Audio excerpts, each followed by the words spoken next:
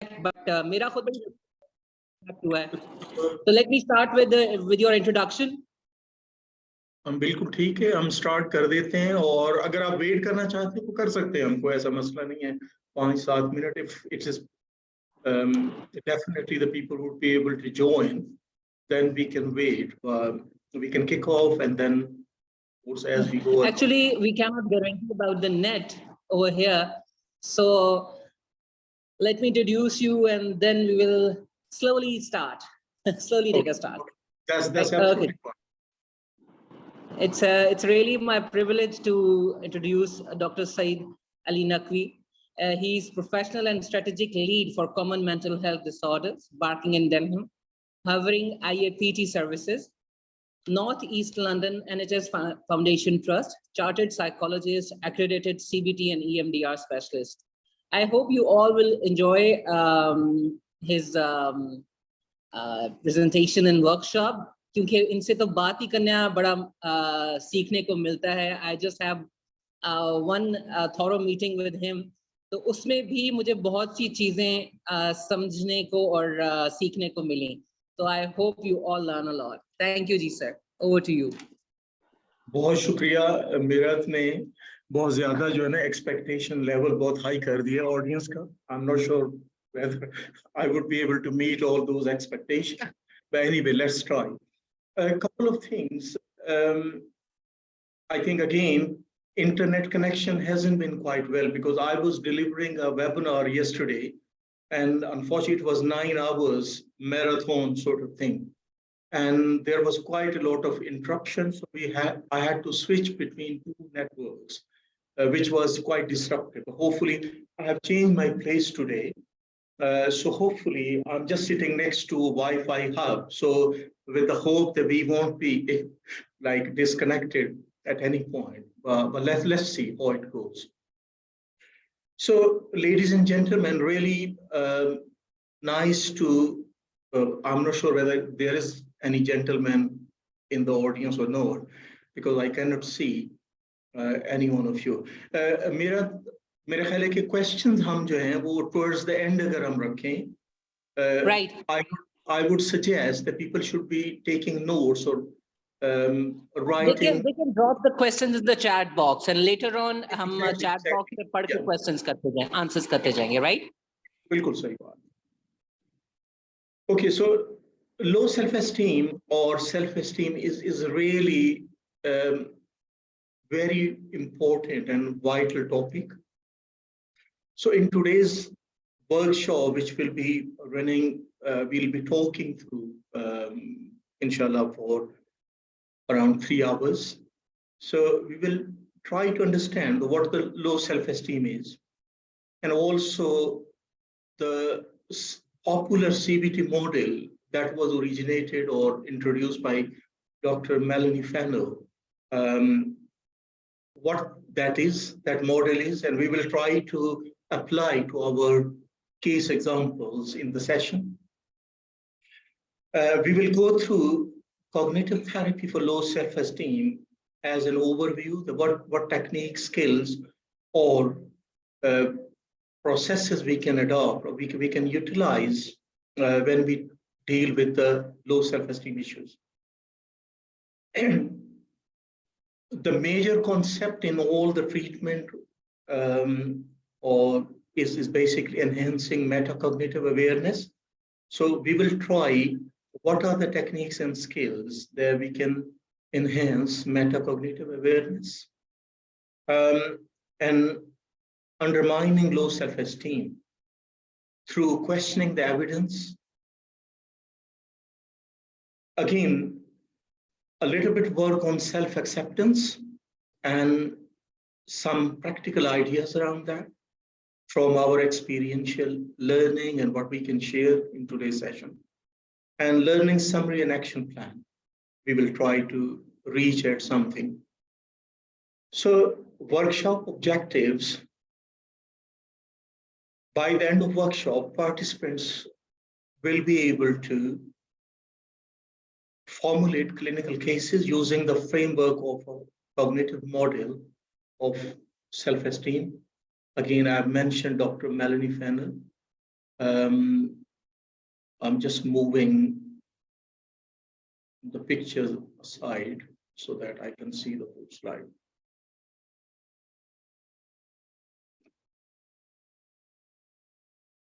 So we'll try to describe the sequence of interventions included in cognitive therapy for low self-esteem and decide on an appropriate order for interventions. We will recognize methods for fostering metacognitive awareness, I have mentioned before. So participants will be able to identify sources of evidence supporting low self-esteem and question their validity. Able to identify a range of practical methods for establishing and strengthening a more positive perspective on self. Plan how to apply ideas, methods from the workshop into your practice. So a very quick, Mayor, let me send you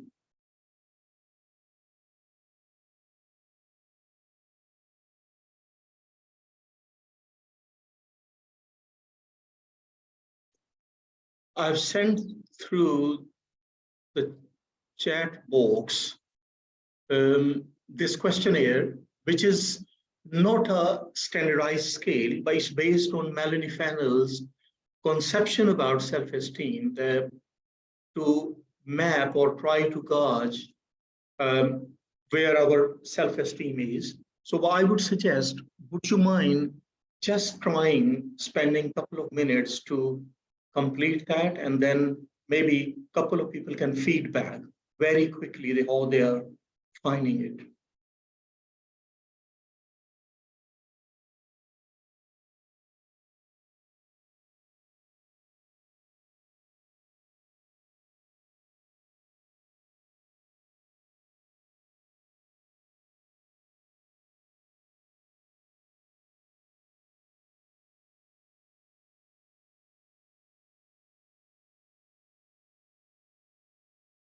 I'll carry on talking while you're thinking about that. So these are 11 questions, basically. Those are relevant to self-esteem. My experiences in life has taught me to value and appreciate myself. Always. Dr. Naqvi, sorry to interrupt you. Your slides are not moving. So I'm not moving the slide. Actually, I'm just staying on this slide. So because I have sent the scale in the chat box so that people can download and apply them. So I have a good opinion of myself. I treat myself well and look after myself properly. On a 5-point scale, actually, you need to just see, maybe looking inward, where we do stand as clinicians. I like myself. I give as much weight to my qualities, skills, assets, and strengths as I give to my weaknesses and flaws. I feel I deserve other people's attention and time. I believe I deserve the good things in life. My expectations of myself are no more rigid or exacting than my expectations of other people. I'm kind and encouraging rather than critical towards myself. I feel good about myself. I have moments of self-doubt. Just very quickly, any comments? Like, we are not staying too much on this scale. It's just like having some idea what are the domains or components of self-esteem. Any thoughts, any idea, anyone can speak.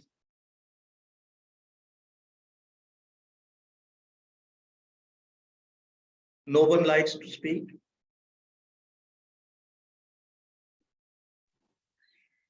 Yes, one thing is, this is the first and foremost, that I like myself and I accept myself. And I also want to express myself. This is the first thing. Okay. Any other thoughts? Sorry. Yes. Any I love. Yes. No. I love myself. I'm respectable. Mhm. Okay. Okay. So just to move on, that actually Mayer gives you a sense of, or a little bit flavor, what are the domains of our self-esteem or self. So talking about further, like what self-esteem is basically. Self-esteem is a generic cognitive representation of self schema based on experience, which once in place influences future information processing and behavior. It is learned through environment, is self-maintaining, and is really resistant to change. That's why I've used the word schema. Like it's a cognitive representation of self, which we actually develop through our very early experiences. If you look at some experts' views, like PACT, he defines the structure of screening, coding, and evaluating stimuli so that the individual is able to categorize and interpret experiences in a meaningful way. Jeffrey Young's words are unconditional beliefs about oneself. Judith Peck says one's most central ideas about the self.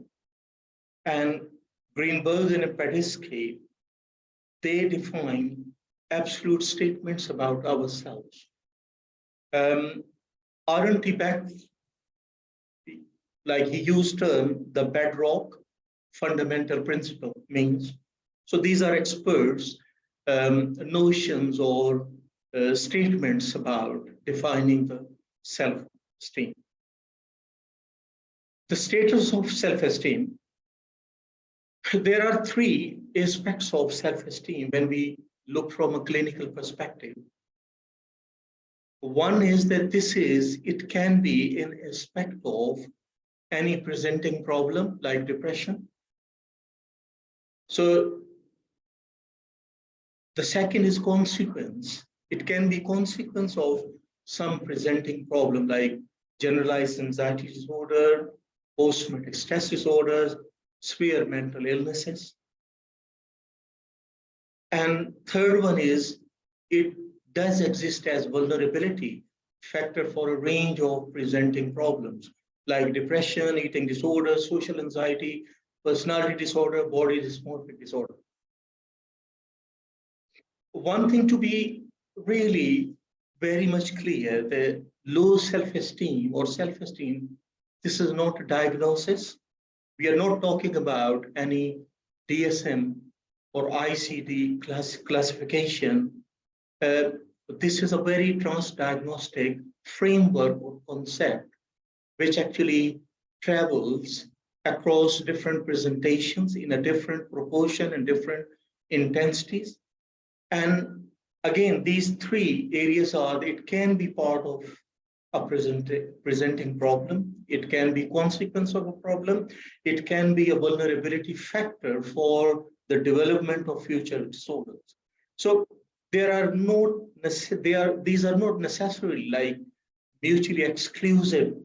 And in each case, we have to look individually and with reference to the severity of its manifestation. So does the difficulty of achieving change? So the level of intensity or the nature of its presence, like low self-esteem presence into any presentation, contributes towards the success or minimal success of treatment. So theoretical context if we look at from a diagnostic perspective, you can see that in personality disorder types,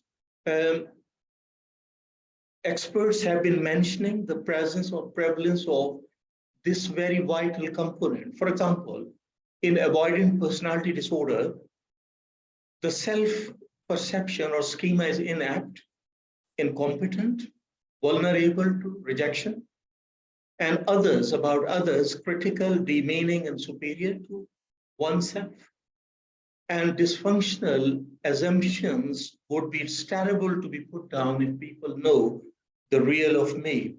They will reject me.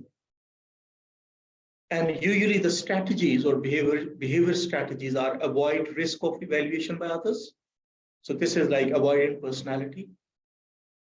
Dependent personality disorder, you can see the self-needy, weak, helpless, incompetent, and others are seen as nurturant, supportive, competent, and stronger than the person who suffers dependent personality disorder. So dysfunctional assumptions are around, I need people to survive. Like I'm in a desperate need of other people. Otherwise, my survival would be at the stake. So be happy. I need a steady flow of support and encouragement. So these are the dysfunctional assumptions, and the strategy in behavioristic terms to cultivate dependent relationships.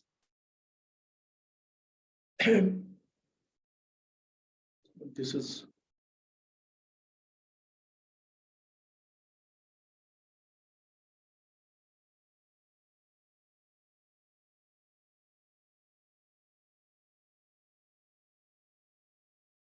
okay. There are very popular schemas involved in self-esteem. The most popular schema is defectiveness and shame. The feeling that one is defective, bad, unwanted, inferior, or invalid in important respects, or that one would be unlovable to significant others if exposed. These are core beliefs. Usually, when you work on low self-esteem, you're going to come across or you're going to deal with these core beliefs. Another core belief or type of schema is failure schema. The belief that one has failed, will inevitably fail, or is fundamentally inadequate relative to one's peers in areas of achievement. I'm stupid, I'm inept, I'm inferior. So these are the universal global statements. Unrelenting standards. These are reflected into dysfunctional assumptions. We are going to talk 3 layers of cognitions. One is core belief, the other dysfunctional assumptions or conditional assumptions sometimes, and the third one is, which is the surface layer, we all are aware about, that is negative automatic thought. So we'll be talking about that. So unrelenting standards, the underlying belief that one must strive to meet very high internalized standards of behavior and performance, usually to avoid criticism, perfectionism, rigid rules, pressure to achieve. These are hallmark. Punitiveness, again, this is the category of dysfunctional assumptions, the tendency to be angry, intolerant, punitive, and impatient with those people, including oneself, who do not meet one's expectations or standards, and reluctance to allow for human imperfection. So usually perfectionistic thinking or perfectionistic behavior comes under these like category. So the relationship between core beliefs and conditional assumptions or dysfunctional assumptions. So self-schemas, core beliefs about self. Like, for example, if the core belief is that I'm not good enough, so given that I'm that sort of person, like not good enough, or I'm inadequate, I'm weak, useless, sort of thing. So then the next unconscious drive is, what must I do in order to survive, succeed in life, make and keep relationships, feel okay about myself? This is the point. On the basis of core belief or schema, you need some rules for living to survive. And that is where actually conditional assumptions or dysfunctional assumptions would come into the scene. So these are operating principles, not necessarily consciously arrived at. So the last category that I was talking about is negative automatic thoughts, NATs. Those are situation specific cognitive and behavioral patterns, safety behaviors, or anxiety triggers. So those are related to the specific situation. So these are different layers of cognitions that we deal in the treatment generally, but with reference to low self-esteem, this is really, really very important. So problem continues. The issue is, this is a coping scenario, or the scene is that there's a core belief. We are going to discuss a bit into detail how it develops. And then, because of the core belief, with a survival motive, you need to come up with some rules for living. And those are called dysfunctional assumptions. Those are always in must and shoulds. One must be, I must be, or must not be. And then there are situation-specific thoughts. Those are linked or directly connected to here and now, but those are emerging from the sequence of core belief and dysfunctional assumption, basically, or conditional assumptions. So problems continue. The reason is dysfunctional assumptions are designed to protect the self, but in fact prevent old beliefs from being updated, and so maintain the system. Plus, because they are all a cover-up job rather than a fundamental rethinking, they lead to a constant sense of vulnerability. So it gives, from a survival perspective, it gives you some immediate reassurance. There's something, your bottom line is, or core belief is not going to be confirmed, but actually it is a major obstacle and a reason of maintenance. The problem, it's a barrier for any updates to happen in our core beliefs or belief systems. To some reason, I'm unable to see the.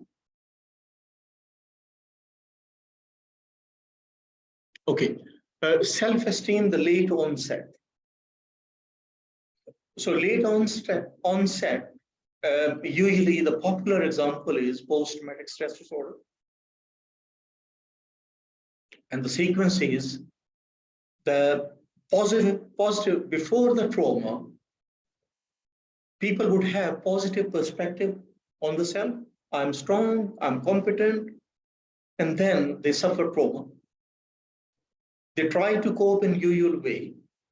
Symptoms continue, self-doubt, try harder. Symptoms continue, rather get worse. And the new self-esteem schema would be formed, and that is, I'm not who I thought I was, in fact. So it's a self-doubt and a new meaning about the self, which is basically low self-esteem.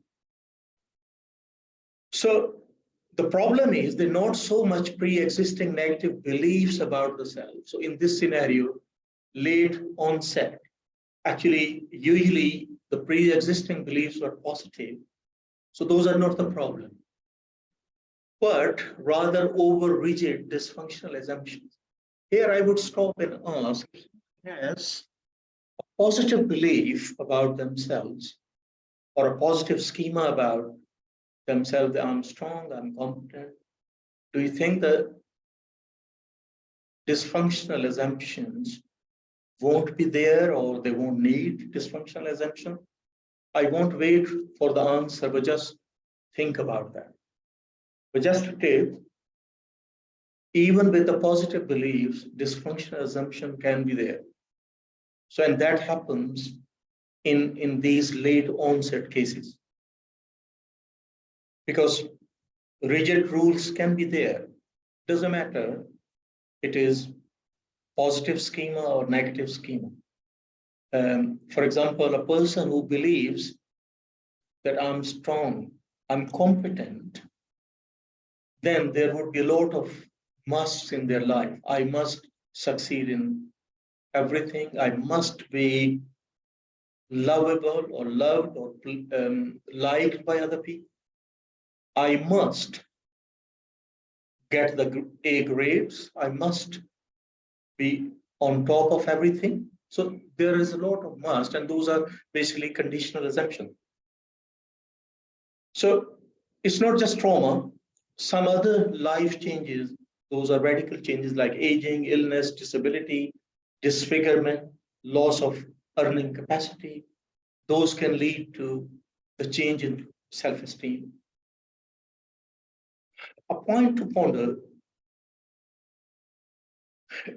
why understanding low self-esteem is important, and to understand how it develops and how it is maintained is so important from a clinical practice point of view, because this concept really travels and radiates through almost all the presentations. I have been working in the field of PROBA for the last, I think, 20 years. From my time when I was part of Ministry of Defense Pakistan, General Headquarters, as advisor in human psychology. Dr. Ali? Yeah. Sorry, I'm interrupting. The participants are saying that they couldn't hear you clearly. The voice is very low. Okay. So one thing, let me check.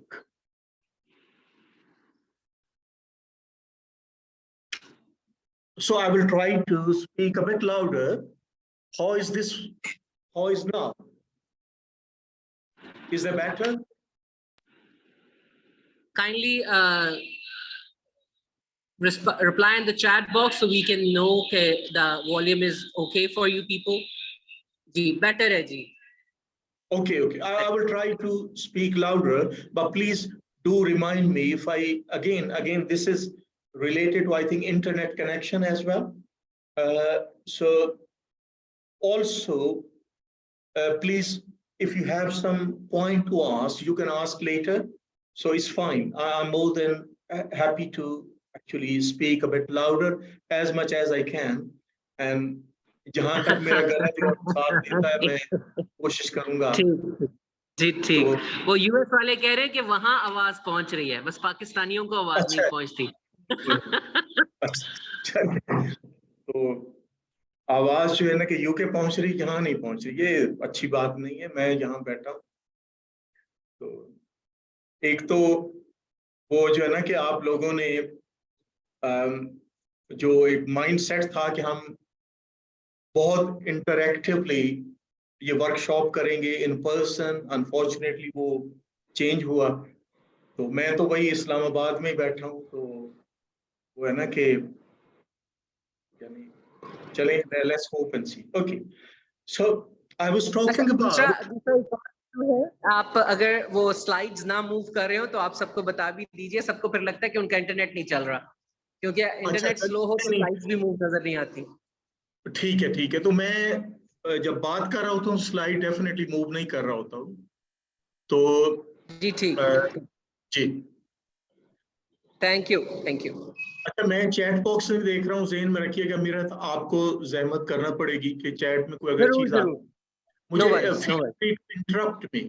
मुझे कोई मसला नहीं Okay, है। okay, आप okay. मुझे 10 times interrupt Thank you. करके ना guide करें कि participants की तरफ से अगर कोई प्रॉब्लम है या they are highlighting something, तो I should be aware, क्योंकि मैं चैट नहीं देख रहा हूँ, तो प्लीज आप चूंकि मॉनिटर कर रही हैं तो feel free to interrupt me. कोई ऐसा मसला नहीं उसमें. Right. Okay. Right. So the main point is the why we should be looking into low self-esteem. It's not a diagnosis, it's not a presentation as such. Why we should be spending too much time? The reason is, it's more of a framework. And I was talking about from my clinical experience, I've been working in major areas of clinical practice have been around post-traumatic stress disorder, social anxiety, and body dysmorphic disorder. And what I realized through my practice over life for post-traumatic stress disorder since the time with Ministry of Defense, the low self-esteem is a very integral component of all these presentations. And if we ignore or don't pay appropriate clinical focus on low self-esteem, the treatment outcomes won't be really long-lasting. And I have a lot of evidence, which unfortunately will waste a lot of time if I start talking about the cases. But believe me that this is a realization that I have come about through my experience. That actually low self-esteem is a very integral domain in all presentations. And we need to be really mindfully mapping what level of intensity the low self-esteem is prevalent in any case. And believe me, that realization and focus would bring massive success in our clinical work. So to understand low self-esteem, how it develops and how it is maintained, allows us to place specific anxieties, like different types of anxiety disorders, within a broader transdiagnostic context. Like you can see presentations in a transdiagnostic way, which encourages a coherent approach to comorbidity, especially those cases where multiple anxieties may coexist with depression. So especially in comorbid conditions, it is really prevalent that you need to see through the lenses of low self-esteem prevalence.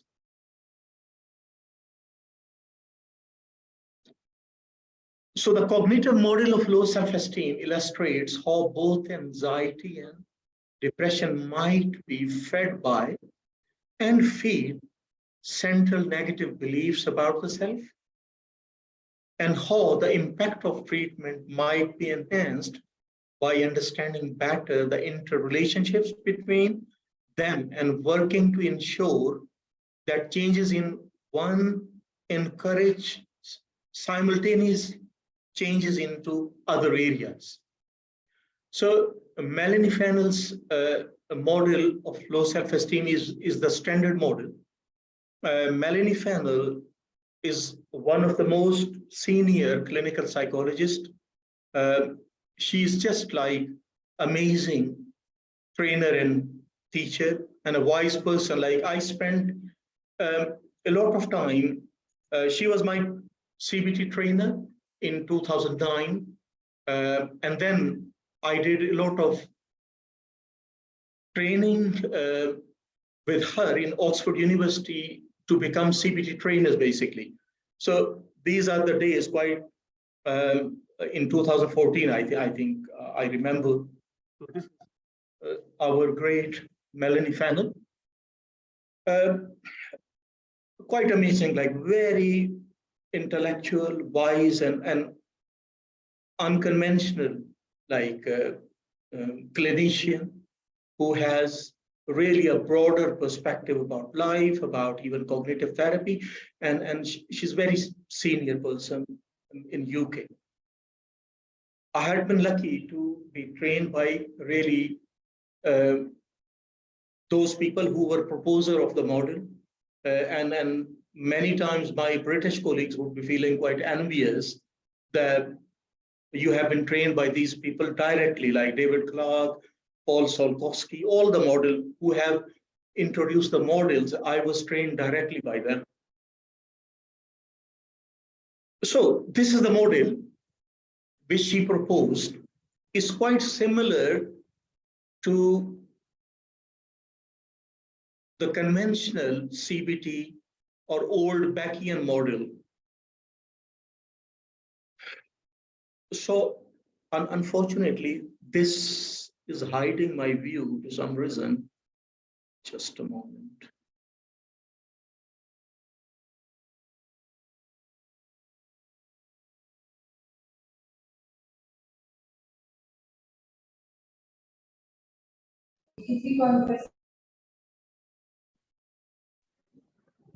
Sir, I think Dr. Abid wants to ask you something.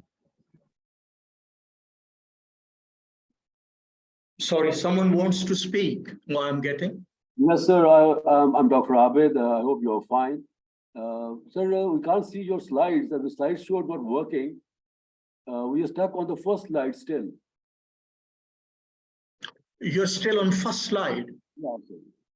It's being displayed. I mean, the slideshow is not working.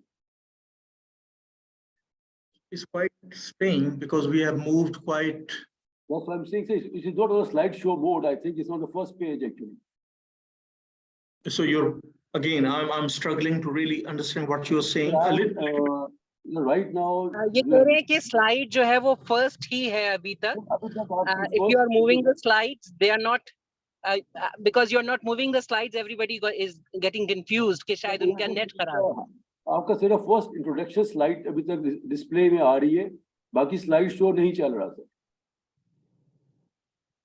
So what I'm getting, Dr. Abid, you are still on the first slide, which is the title slide. Yes, sir. Which is the title. Yes. We all are on the first slide, sir. This is quite strange. So I'm not sure what to do because slides are moving. Okay, let me do it again. Let me reshare. Maybe it would make some difference. I'm stopping the slideshow and I will restart. Yeah. Just let me try to do it again. Just a moment.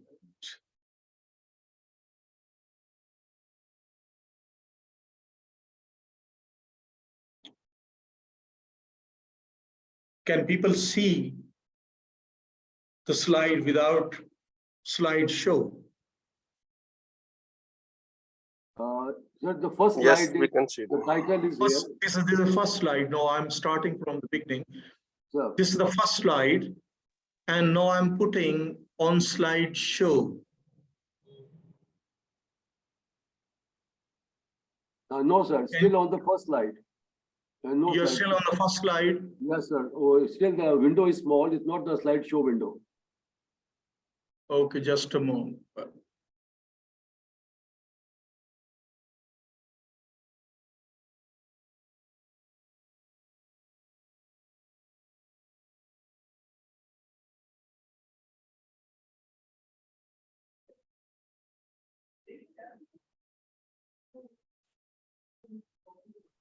Okay. अगर slide किसी और को share करते तो वो share करते तो it might be जी हाँ, ऐसा कुछ करते हैं. एक मिनट ठहरिए जरा. No, is it moving now? Still not. Still, it's the first slide. Yes. How about now? Still the same. Still the same. First slide. Same. Okay, let me.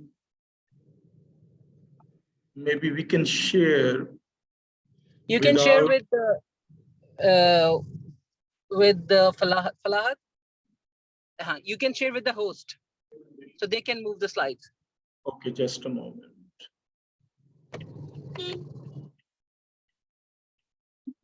फलाहत आपने इनको को होस्ट बना दें इनको. जी जी सर ऑलरेडी को host हैं. मैं हूँ, को होस्ट हूँ मैं, और ये मेरी साइड से तो स्लाइड्स मूव कर रही हैं. अभी एक चीज और करते हैं कि may be without slide show हम देखते हैं कि स्लाइड्स मूव करती हैं आपके कौन साइड पे, ये नहीं। क्योंकि किसी की भी मूव नहीं ना कर रही, किसी के उस पे में मूव नहीं कर रही, तो इट मींस कि there is something some issue at your end. अगर slide show Now it's moving. Slide show भी चल पड़े, now it's working. Now it's moving. Is Workshop it moving now? या Yeah, we are workshop the slides अब move कर रही हैं? अब हाँ कर जी, रही है। वर्कशॉप आउटलाइन पे आया।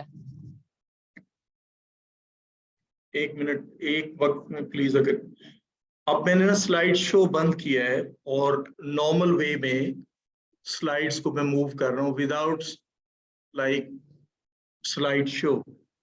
Is it moving now? Yes, sir, No. we are without slideshow, we are on the second, now it's working. It's No, moving. it's Nice. working. Okay, okay, that's fine. Thank you, thank you. So we can maybe live with this one without slideshow, if that's okay. So very quickly, I will spend 5-6 minutes on the slides, which we have discussed, but you were able to listen to me, whatever I was saying. So the initial slides were about workshop outline, workshop objectives, and then we did this assessment of self-esteem. This scale I actually shared through the chat box.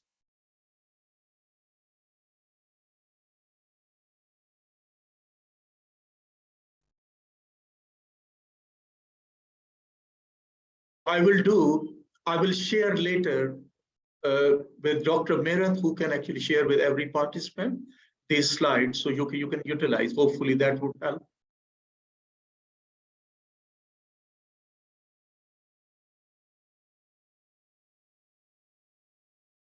Okay, so now I'm going to share, send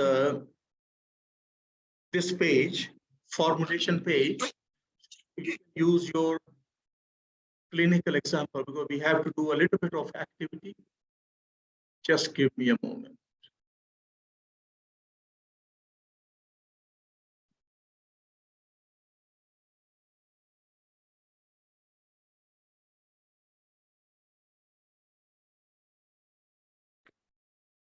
Can everyone please download this page so that we can discuss it through? So this is the popular model that I was talking about, Melanie Fennell. So it starts with early experiences. It's quite similar to the original Beckian model, longitudinal model, a longitudinal formulation, I mean. So it starts with early experiences like loss, rejection, neglect, bereavement, abuse, lack of praise, validation, interest, or affection, being the odd one out. These interact with wired-in factors. Wired-in factors are maybe physical disability, a specific appearance or skin color. So these early experiences provide a basis to develop a bottom line, schema, basic or core belief. Melanie Fennell actually used term bottom line, which is global negative self-judgment, assessment of worth, value as a person. And then from that global judgment, an individual to survive, to stay in control or stay okay in their lives, they develop rules for living that we have spoken about, dysfunctional assumptions. These are escape clauses, coping strategies, guidelines, policies, standards. And then an individual is moving into life or day-to-day life or different situations with this set of cognitions, again, with set of experience, early experiences, a schema or bottom line, and then with certain principles to live and to survive despite having those schemas. So then they come across any trigger situation or critical incidents. These situations are where the rules, again, rules, dysfunctional assumptions, have two scenarios. One is might be broken, rules might be broken, uncertain. And the other side is rules are broken, definite, no doubt about that. So these two situations are leading towards different emotional reactions. For example, where rules might be broken or rules are broken, the bottom line is activated basically. Just to remind that rules for livings are protectors or safeguards against the bottom line to be activated, but in life situations, it is very common the bottom line would be triggered either under the threat of to be proven or to be fully proven, like without any doubt. So activation of bottom line on one spectrum, on one angle, it will lead the individual into anxiety predictions. And these predictions are likely to involve individual into maladaptive behaviors, which we call safety behaviors. I'm assuming the CBT students would be aware about safety behaviors. So maladaptive behaviors. And the experience of anxiety, it actually leads back into further predictions. And eventually, the maladaptive behavior or the experience of anxiety is going to confirm bottom line, like it is truth, it's reality. We are going to go into a case example, then it will make a bit more sense. On the other spectrum, where rules have been broken, there's no doubt about that, the individual is likely to go into self-critical thinking and depression. So you can say, according to this model, if the rules are going to be broken and there's an uncertainty and threat of being broken, people would suffer anxiety. But eventually, through the anxiety cycle, they are going to go into a depressed loop as well. And if the rules are confirmed broken, they are straight away going into depression. So this is, let's go into a case example. The next page is basically example of Brian. Sir, Brian is please- the case. Sir, please, 1 minute. Sir, what is the name of this whole model that you are explaining? What Low we can see? self-esteem, low self-esteem model. Melanie Fennell's. Melanie Fennell is a quite senior CBT therapist or expert and trainer, so who proposed this model. Okay, okay. Okay. Sir, can you write her name in the chat box so we can get exact spelling of her name and the year in which she has given us this model for the reference, please? I think what I will do, I will send her paper, a chapter of the book basically, and these slides as well, where everything would be included, if that's okay, just to So save that time. will be good. That will be good. Thank you. Yeah, that's fine. That's fine. Don't worry. I'll be sending some handouts, a chapter of her book, where actually she explains in very detail, and also these slides for you to really be utilizing that. I think just to save time. Right. So Thank you. this is a clinical example of Brian. Brian is a case. He is youngest of 3 brothers. So always would be called boring and left out, recurrently ill, school attendance patchy, so got behind plus difficult to make friends, slow to read and write because of dyslexia, teased at and bullied at school, thico, moti akal जिसे हम कहते हैं अपनी ज़बान में. So passed out after injection and having blood taken. And the worst fear during that injection episode was that I'm going to die.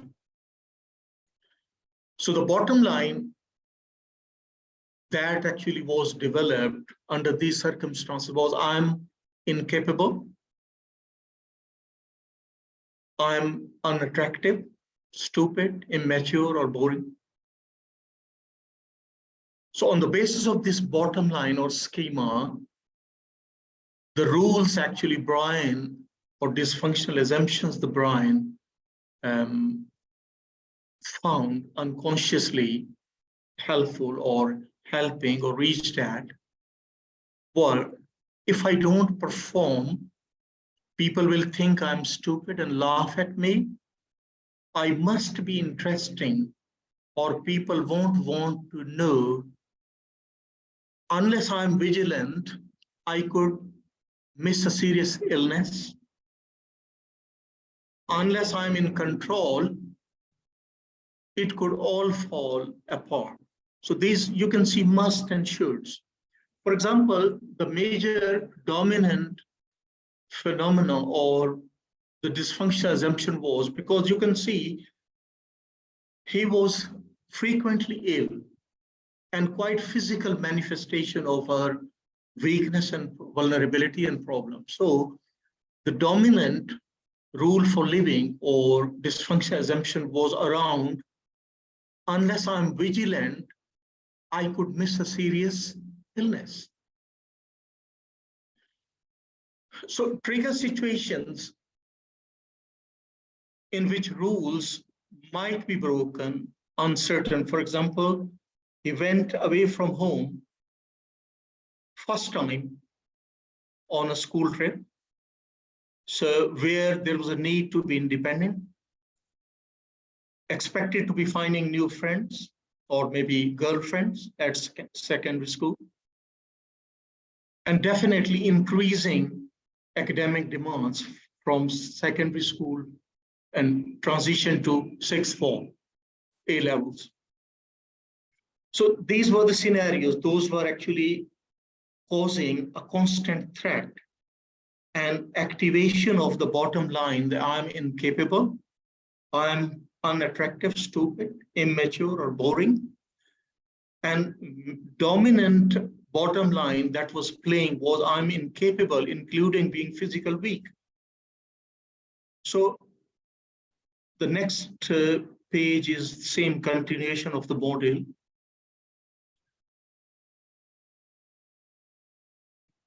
So the prediction on the basis of activation of bottom line, that I'm incapable, predictions were that people will think I'm boring, stupid, immature. What if I panic again? I'm going to die. I'm ill. If I'm not careful, I'm going to lose it. So these predictions, those were catastrophic prediction, anxiety provoking predictions when he was with a school on a school trip.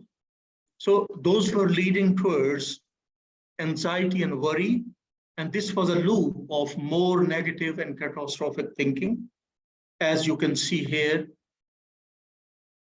and leading towards maladaptive behaviors, trying to avoid people, working over, constantly breathing deeply, and checking for symptoms.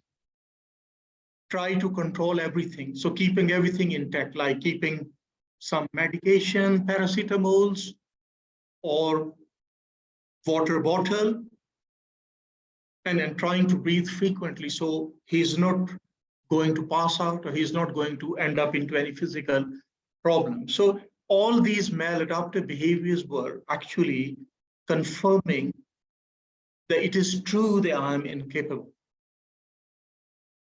I'm just stopping here, or rather, let's move and then we can stay.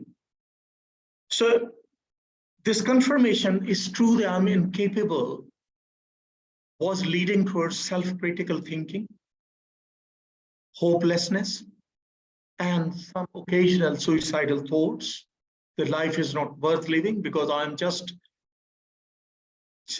incapable. So feeling miserable, unmotivated, usually he would stay in the bed, would be withdrawn and avoidant of other people, usually don't try to talk to anyone. So this whole cycle was becoming a vicious cycle because the bottom line was being confirmed through all this process and with a massive and increasing level of anxiety and low mood and being on a roller coaster. You can look at this cartoon, like, is this really like that? The person is on a roller coaster of negative emotions, depression, anxiety, and self-doubt, self-demeaning.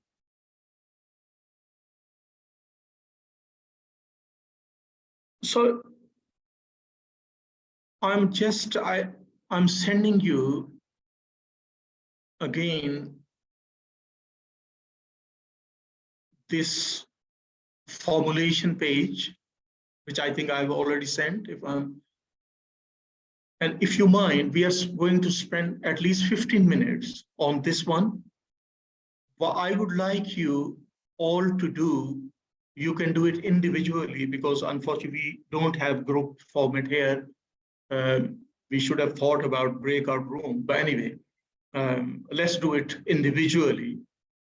You need to just think of a case that you might have treated or might have come across, or even you can look at your personal experiences, your life, without mentioning that you're talking about yourself. Or if you want to share that as your thought, is fine. But thinking from anyone that you know, maybe looking at their behavior, the way of coping, and try to really fill in this formulation and see whether you can really see whatever is being discussed into that. And ask yourself specific questions. Does the developmental sequence make sense with one thing following logically from other, like starting from early experiences and development of bottom line or core belief, and then coming up with some conditional assumptions and rules for living to survive? And are the elements in vicious circle and the links between them clear? Always factor the environmental factors into that. Are there gaps, discrepancies, things which don't fit? Does the conceptualization make sense of the patients presenting problems? Does it make sense of difficulties arising in therapy? Are there any expected process issues? And then I would request you all, not everyone, but some people, if they want to share their or give their feedbacks in relation to how they have gone about to complete this formulation. I'm just stopping here, and we are going to spend at least another 15-20 minutes. I think we should be back at 10:30. I will nudge you again. So please go ahead. Please think, and think in a a little bit flexible way on the basis of your experience, personal, clinical, people that you know about that. You don't need to be necessarily looking into just one case. You can use different bits of different observations as well. Thank you.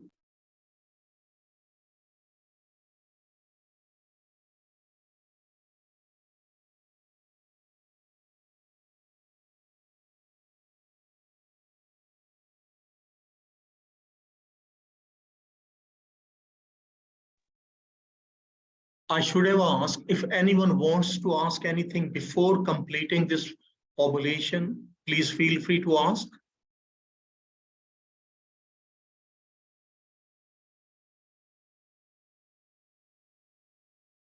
Ms. Shifa, you can ask your question. Yeah, please. Yes, doctor, I have a question. Your voice. Yeah, please go ahead.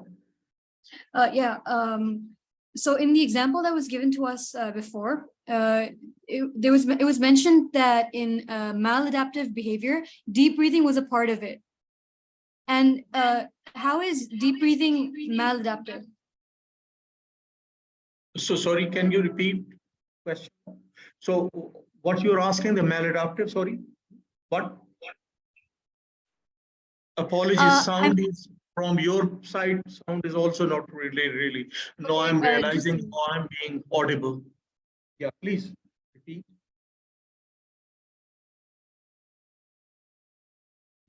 You are asking the what is maladaptive, how it is something maladaptive, but I could get. Am I audible now? Yeah, but there's some echo. I think other people should put on mute. Right. Okay. I was asking that in the example given above of Brian, in the maladaptive behavior part, it was written that there was deep breathing as well. Isn't deep breathing regulatory in nature? Like, doesn't it help you in grounding? So why is it maladaptive? The problem is that it's a very vital question. I mentioned safety behaviors. Safety behaviors are not like something unnatural or harmful necessarily, but from the maintenance perspective, those behaviors are like, those are healthy behaviors apparently, or normal behaviors. Like deep breathing is not nothing is wrong with deep breathing, but the purpose it is serving in that scenario, in Brian's scenario, is that actually it is helping, it is restricting Brian to update his core beliefs, because he believes that if he would not have used deep breathing, he would have ended up into having some really terrible physical state or physical problem. So that belief is that this deep breathing is actually more of a need of a psychological mechanism rather than physical need. Like he is normal with normal people, so everyone is there, and even God forbid if there is a need of help, he can get help rather than he needs to do something extraordinary. So in that scenario, this is a safety behavior. Safety behavior means the purpose it is serving is to not to let his cognitions change. And cognitions are I'm incapable, I'm vulnerable, I'm weak, I'm really vulnerable to develop any disease. You know what I mean? Right. Does it make sense? Yes, it does. Okay, thank you. Thank you.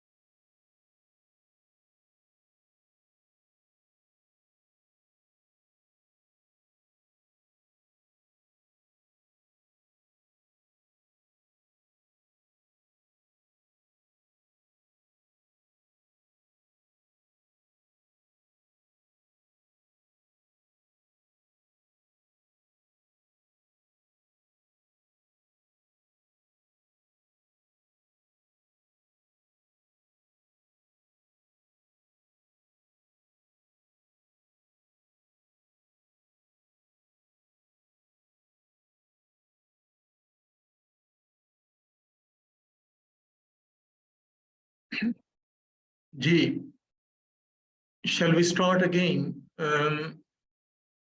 I would invite anyone who has completed the formulation or about to complete, if they could share what their experience is and anything, any learning, any question, any query about Yes, that, while doing that, please.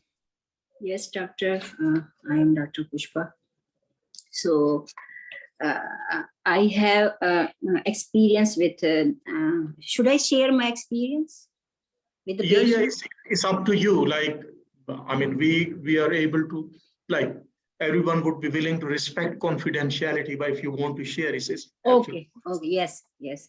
So the patient has early experiences as she moved from the village side to the city side, and while studying with her cousins at the Karachi, as she has moved from the interior.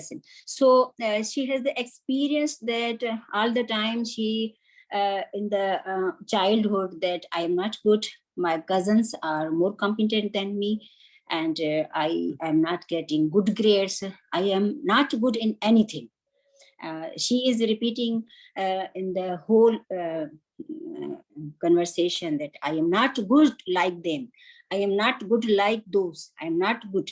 So the early experience was this, that she was rejected and feeling of incompetency and a feeling of not good getting grades.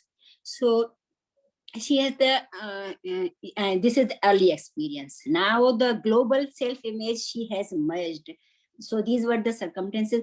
That self-judgment, मुझे नहीं आता, मैं नहीं कर पाऊंगी, और मैं तो कुछ भी अच्छी नहीं हूँ, मैं इवन मैं बाजार से मैं चीजें भी सही नहीं ले सकती हूँ, लोग अच्छी बार्गेनिंग कर लेते हैं, चीजें भी अच्छी ले लेते हैं.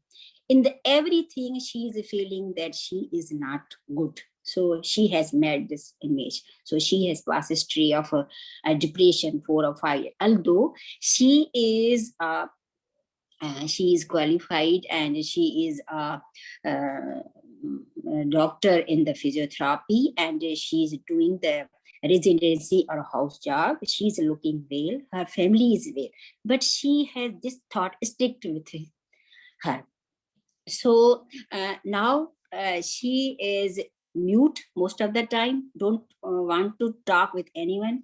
So she don't like, I am worthless, and what should I do?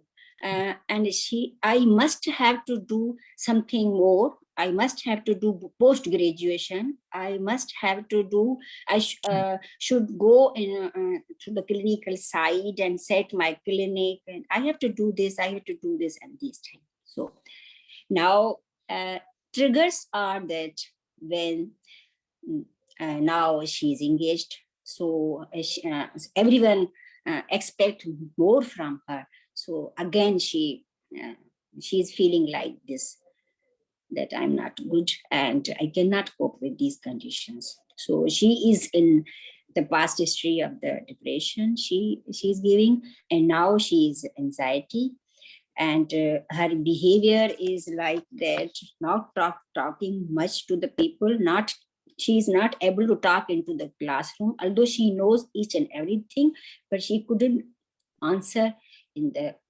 classroom.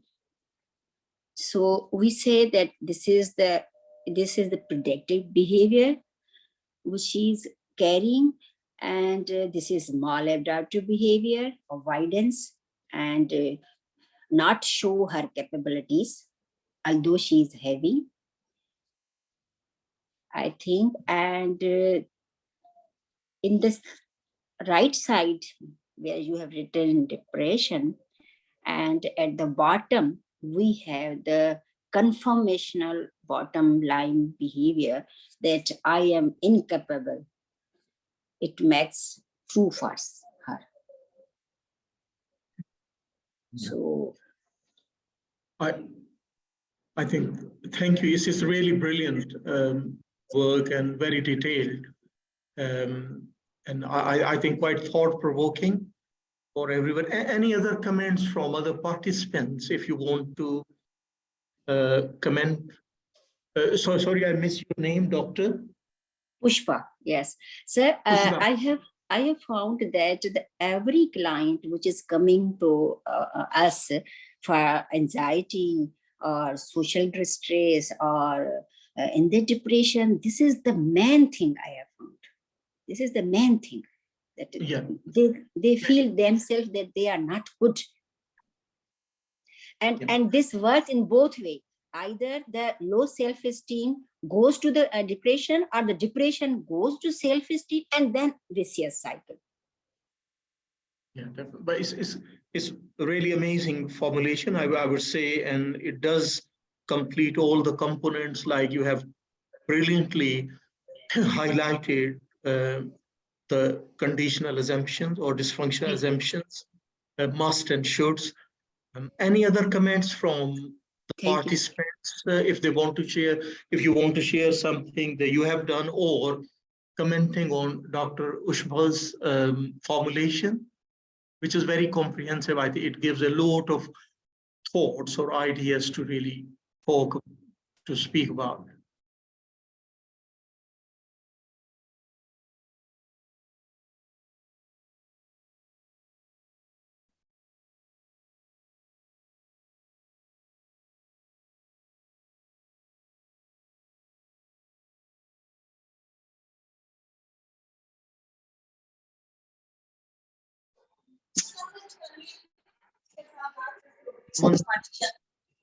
Someone is trying to speak.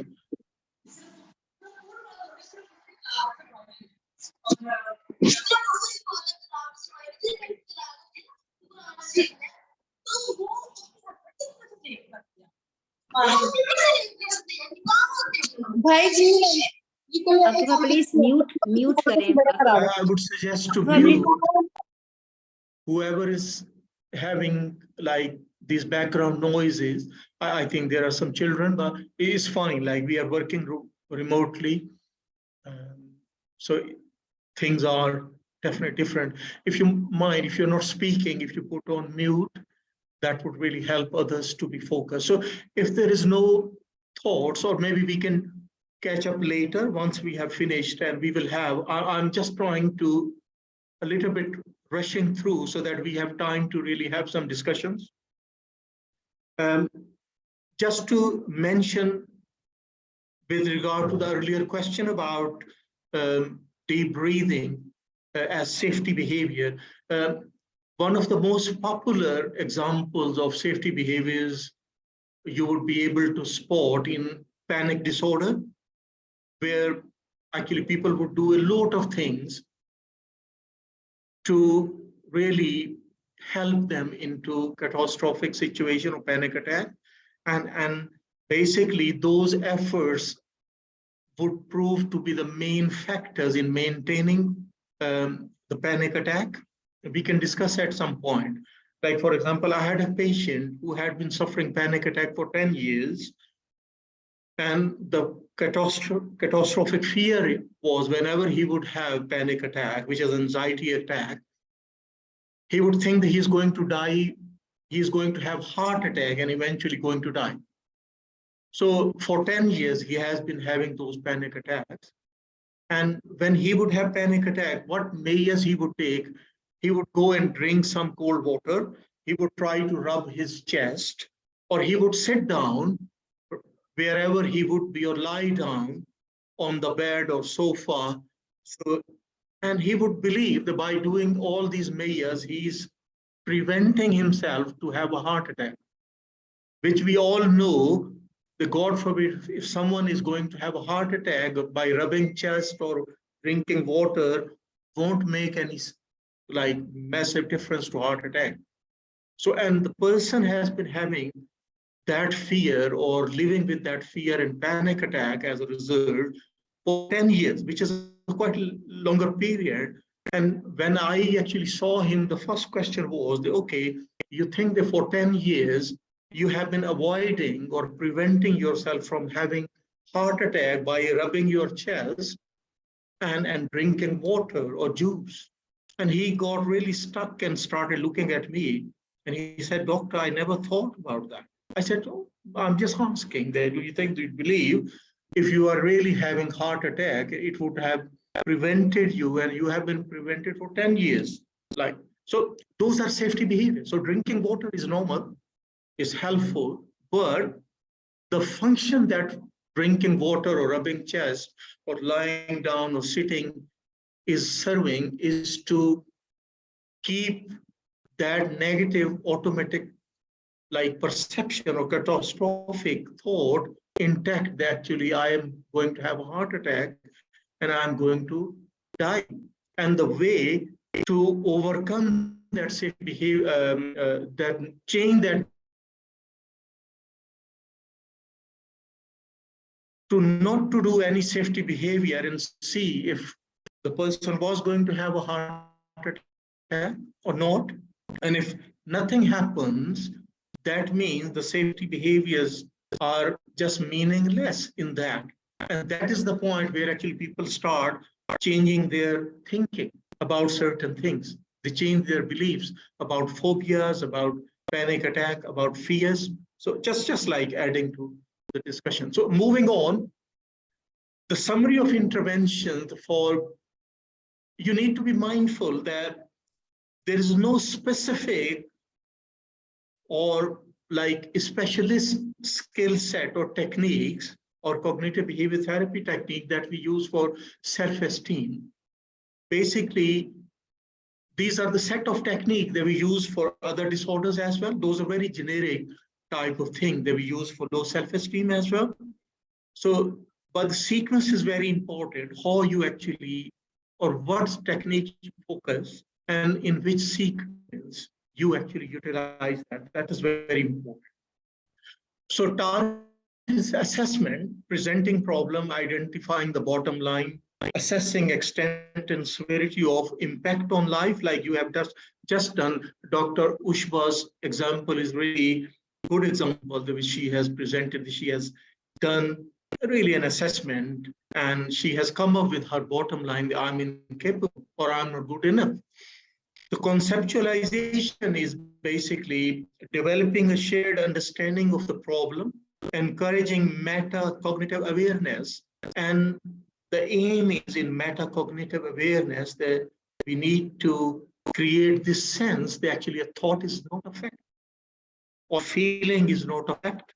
So this is and creating and generating awareness, but it takes quite a lot of effort to really create that awareness, and it depends on collaboration, the way actually you engage the client into the treatment process. Then working with presenting problem, using cognitive behavior intervention with anxiety and depression. Again, it can be any technique, activity scheduling, increasing playable activities, or self-nourishment, applied relaxation, training, etc., where it is needed. For example, in panic disorder or social anxiety, applied relaxation is counterproductive. It's safety behavior. So I don't have that time to really explain. I think as CBT student, you need to understand a lot of things that we do in behavior therapy. I was trained into behavior therapy as well. Those are counterproductive in cognitive behavior therapy for certain presentations.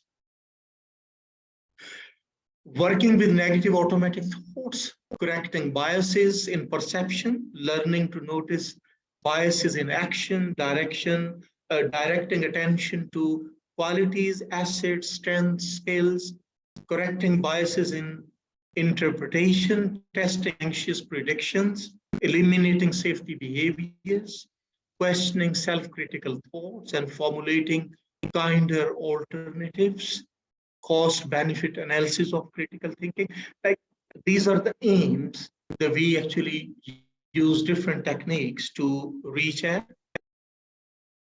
Then working with dysfunctional assumption, rule for living, identifying more realistic and helpful standards, removing must and should, and is more replacing with wishes and dreams and longings rather than must and shoulds, and putting them into practice through behavioral experiments, working with bottom line, correcting biases in perception, search for counter evidence, creating a new self representation and gathering data to support it, positive data law, behavioral experiments, self-acceptance, balanced view, cultivating self-compassion, and again, trying to correct biases in interpretation, reading the evidence. A lot of like small techniques like use of pie charts and use of diaries can be accommodated in that. If we speak a little bit into detail for certain specific techniques, but it's a whole lot of things. And again, you need to be very creative, innovative in organizing the skill that you're using with the client. And it depends on clients' readiness and level of understanding and engagement in the different process as well. So low self-esteem, a continuum of treatment difficulty. Low self-esteem is not one phenomenon, it's across transdiagnostic representation, across different spectrums. So some forms are quite easy to treat with more treatment outcomes or positive outcomes. For example, if self-doubt and self-devaluation triggered only in a limited range of specific situations, when the requirement of conditional dysfunction assumptions are not met, distress is mild to moderate, minimal disruption of functioning, concerns relatively easily dealt with or dismissed, and other, so the treatment would be a little bit easier than the opposite scenario. Opposite scenario is more or less constant self-flagellation, intense self-hate, triggered by a wide range of stimuli. Distress is intense, extensive disability, concerns hard to dismiss or deal with, leading to self-harm and suicidal behavior, like complex presentations, usually in personality disorders.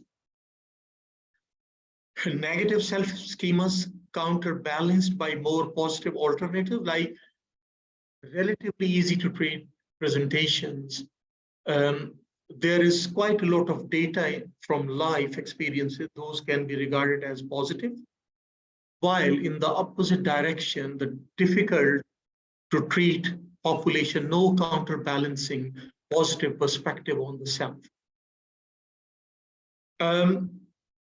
Easy to treat client group presenting problems specific, relatively acute, seen as alien to the true self, not me, or as temporary, circumscribed, and a product of current environmental influences. I'm under pressure or me under pressure. Like they can easily differentiate between their overall self and current difficulties. While the difficult treatment scenarios multiple, generalized, long-standing problems such as or seen as central to the true self. This is who I am, this is me, likely to meet criteria for personality disorder, as I mentioned. Treatment focuses on re-establishing and strengthening pre-existing positive perspective on the self. Like easy to treat is easier because you have a lot of data already available to build on in terms of positive, and a short-term CBT treatment, usually 6 to 20 sessions would be sufficient to produce really lasting change or good clinical outcomes. In the difficult scenarios, treatment focuses on creating a new, more kindly view of the self from the ground up, maybe lengthy with many setbacks and with uncertain partial or temporary gains. It's hard to treat. Long-term treatment, and usually with complexities like complex trauma, then you have to use a phase treatment like approach. So rule of thumb in terms of for the treatment is the start with current thoughts, emotions and behaviors. What is maintaining the problem rather than its origins or broader issues that may underlie it, because it provides the patient with empirically validated, tried and tested skills at a very easier and beginner level. It teaches these in target areas where change can relatively easily be achieved. You need to start with, again, focusing on negative automatic thoughts and current situations. We start even in the assessment by asking, can you give an example where you were really upset, depressed, or anxious? What was exactly going on? What was happening? Like asking for the live recent situations. A gold mine of information about background, assumption, and belief. Definitely, you cannot jump straight away into core beliefs or conditional assumption. You have to start moving from surface to bottom. Relatively straightforward intervention, questioning thoughts, behavioral experiments can chip away at these even before they become targets in their own right. So these are very basic things, those are, and also from client's perspective, these are success factors. Client would feel that they are successful, and which is in itself provides a counter evidence to their existing belief that I'm failure or I'm not good enough. It provides the patient with opportunities to learn to identify, tolerate, and work with emotions. It's like, in a way, exposure. When you talk about the recent life situation, basically, the emotions would be surfacing, and it will give an opportunity to the patient to regulate those emotions. It provides opportunities for the growth of trust between therapist and the patient, and that therapy or clinical situation can be replicated outside. It encourages the beginning of meta-learning. Even very strong feelings can be based on biased perspectives. Ideas are not facts. Even the ones that they say that they are, change is possible. It gives a different perspective. So I'll be just going through, again, try to focus on the paradigm and model within which we would be working or we would be organizing our interventions. Biases in perception, primed to anticipate, notice, process, and recall information consistent with the bottom line. So bottom line actually plays as a template, like a computer program, and we are more likely to notice, process, recall information. Those are consistent along the line with the bottom line, rather than going to the different direction. The biases in perception also involve a person or low self-esteem person primed to screen out and forget information inconsistent with the bottom line.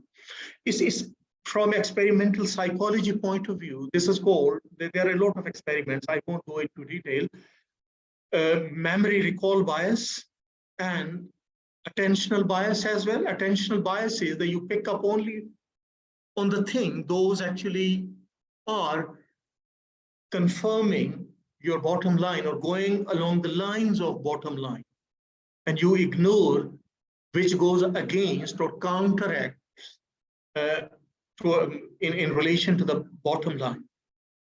Also, your memory would be working in a way that you would recall only negative experiences rather than positive. You would be able to balance out with positive experiences as well. So this is very important, which we target in the treatment.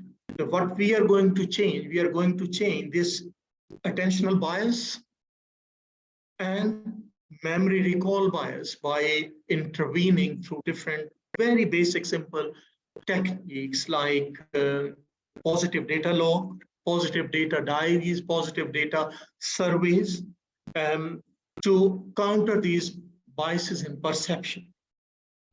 Biases in interpretation, like negative experiences, are overgeneralized and view as negative triple plus. One thing which is just negative, it would be the most negative, the most awful thing in life. Explained in terms of internal global permanent factor. It's me as a person and always will be. So it's a generalization. I'm a bad person. I'm not good enough. I'm inadequate. I have been like that. This is a truth about me, and no one can change even that. This is I have to live with. Assumed to have lasting consequences and general implication for self-worth, like all these negative experiences would add towards and generalized and global meaning about ourselves. Information processing bias further, like how a self-esteem or problematic self-esteem person or low self-esteem person would use neutral or positive experiences, they will transform into negatives, which is called, in the words of Melanie Fennell, reverse alchemy. Turning gold into lead rather than turning lead into gold is reverse alchemy. Excuse me, sir. So all the positives. Excuse me, sir. Sorry. Sorry, sir. Sorry, sir, please can you move your slide slightly towards left, because we are seeing the half portion of the slide. Slightly towards left, sir. Your screen slightly towards left, so we can read completely. Is it better? No, sir, slightly towards left. Because the left side of the screen is not appearing completely. Okay. So just a moment. No, I think it's okay for us. It's in the center. It's not, it's okay. Yeah. Maybe you need to adjust your computer screen. Okay, let me see. Sometimes computer screen is not adjusted. Okay, thank you. I have tried to move it as much as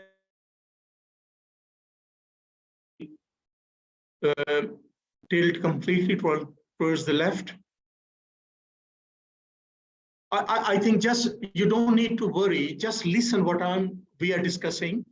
It's not the reading you. Now You it's need to be better, more sir. of listening and understanding, because chapter I would say it is very comprehensive. It explains everything, and you won't miss anything out. Rest assured. So nothing to be worried. You will get whatever is being written. It is all in that chapter, which was written by my trainer, Melanie Fennell. So, and you need to be confident you are not going to miss out anything which is written. Don't worry about that. Okay. So what I'm saying, how neutral or positive experiences are being transformed into negatives, and it explain in terms of external specific temporary factors. For example, if someone is successful with low self-esteem, but they got success, what they believe would be, oh, it was nothing to do with me. It was only this situation. It won't happen again. This is not going to happen again. It was just a chance. So successes are not their achievement, but rather those are chances. It was luck. So assume to have lasting consequences or general implication for self-worth. Like any positive experience or neutral experience has nothing to add towards the self-worth of a person who is suffering low self-esteem. So just to remind yourself that all interventions are designed to counter these biases, basically. So just you need to be mindful about that, and whatever we would be discussing in coming hour that would be focused or primarily aimed to do that. So first aim, there are two major aims of treatment for low self-esteem. One is encouraging metacognitive awareness. A person should be able to sense, understand, and then believe and act on the thoughts are or feelings are not facts. An idea is not necessarily a fact. While in case of low self-esteem, the main issue is that people believe that whatever their ideas or thoughts are or self-perceptions are facts. And they behave and they react or they act like that those are facts. So this metacognitive awareness helps a lot. And you start in the early sessions of your treatment by having very basic discussions, like very popular pedestries, Christine Pedestries. I'm sure that you must have heard about her or might have seen her videos, American CBT therapist.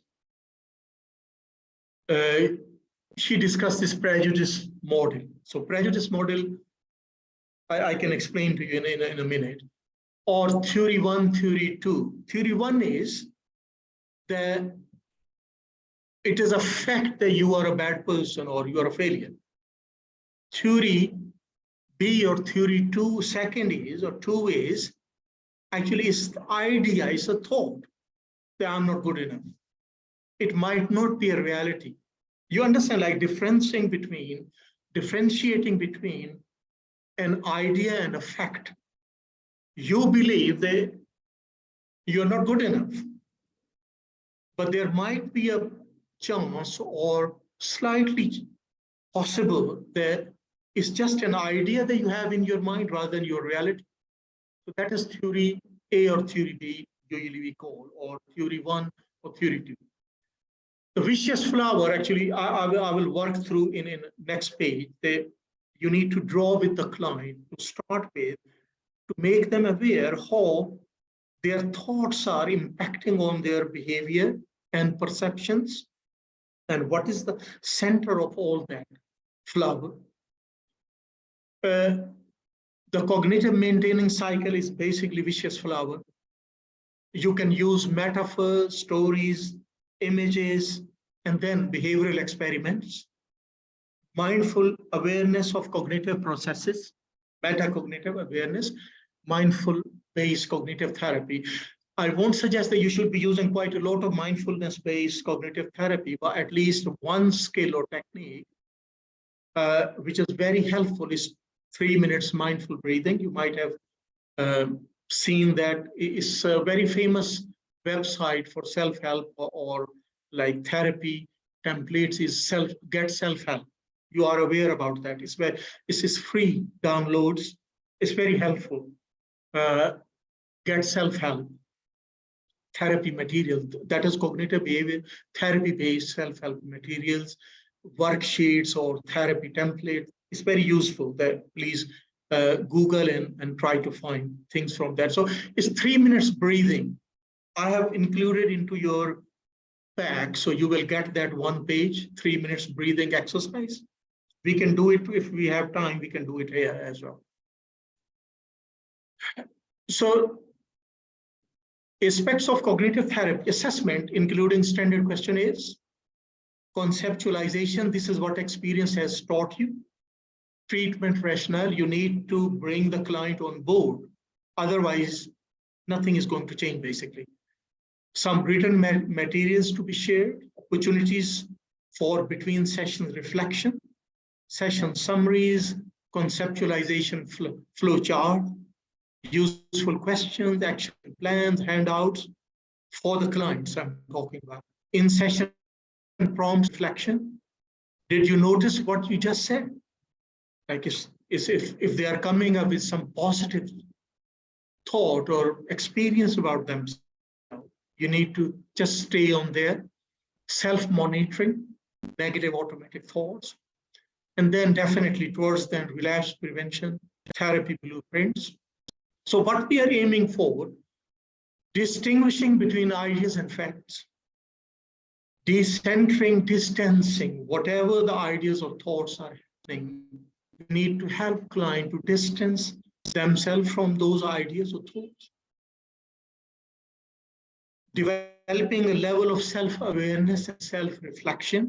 Again, that is linked with metacognitive awareness. And to agree and generate a framework with the client for specific interventions. So this is vicious flower. Very quickly, I'll be going through. You need to draw with your client. Again, these type of, you cannot draw the lengthy formulation that Dr. Ushba has done, or you all have done, just like 30 minutes before. You have to use very simple, and the simplistic ways, use of vicious flower. And this flower technique can be used in many other anxiety disorders as well, or even depression as well. So you have ascertained the bottom line, I'm unacceptable, for example, in this example here. So then you need to ask to bring up some life situations where they feel that this I'm unacceptable is some way playing back in their mind. So, for example, these are just like imagined or different case scenarios. I'm just reading through a couple of things like. So you can see that if someone is angry, it is because I've done something wrong. So I'm unacceptable in a situation. If someone is sharing a noise, the thought is coming up, which is negative automatic thought. If someone is angry, it is because I must have done something wrong. Or if I'm alone, like someone is sitting in the room for 5 hours and alone and feeling really low and depressed. So if I'm alone, it's because I'm unwanted. And then you can see this will fit into I'm unacceptable.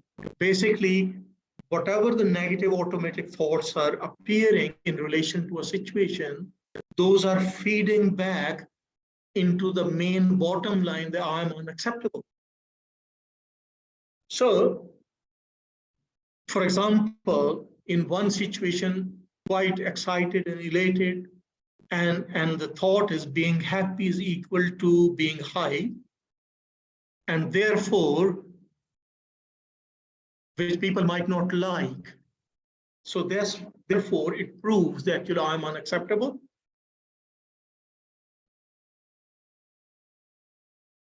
So, for example, I must never be over anxious.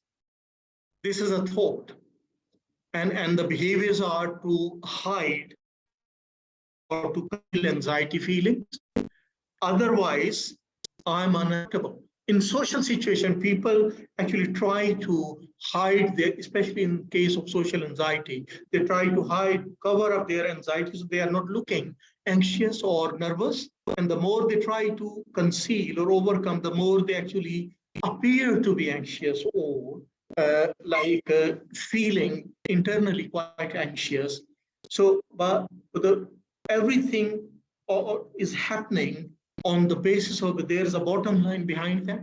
So this is like you can play around with your client, asking them, and again, this vicious flower can be on one or two examples that they are bringing up. Okay, where do you feel that you're really terrible and you're feeling really anxious or sad? Tell me a bit more about the situation where you were last time and you were feeling like that.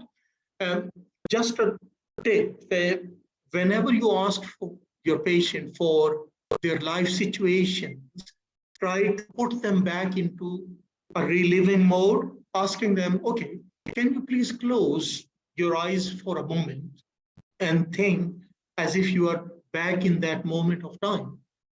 Okay, And just tell me what's happening. You're sitting on the sofa, in the living room, on your own, and okay. And what's happening in your body, and what thoughts are coming to your mind? Like just putting them into a living mode, and you will be amazed to see how quickly they connect themselves to their experience, and they will come up with really real feelings. Otherwise, if you ask them, they will give you an academic version of their thoughts, and they will try to give you a face or a surface thing rather than the actual what is happening behind them, because they have been in habit of concealing, not letting others know their weaknesses, things like that. Just moving, I'm mindful about the time, and we are really running short of time. So this is the Pedesky's model, prejudice model, which it's very basic conversation with your client. You can ask them, okay, think of a person who has a prejudice with which you don't agree. What does the prejudice consist of? When the person meets someone who fits the prejudice, how do they react? How do they deal with the information? When the person meets someone who does not fit the prejudice, how do they react? How do they deal with that information? What do they do to keep the prejudice intact? So these are very basic questions asking. And like you can ask yourself, when we say the son is prejudiced, what does exactly that mean? If they are prejudiced about something, how it is working in their life, the prejudice. So if you wanted to help the person to overcome their prejudice, you're asking your client, how would you go about it? What would they need to do in order to develop a different perspective? How easy would it be for the person to change? What difficulties might they encounter? How would you help them to overcome the difficulties? And then last question, why I'm asking you this? This is in a way a guided discovery, giving the patient a space to really think and question themselves whether they are really prejudiced about themselves, basically, in one way or the other way.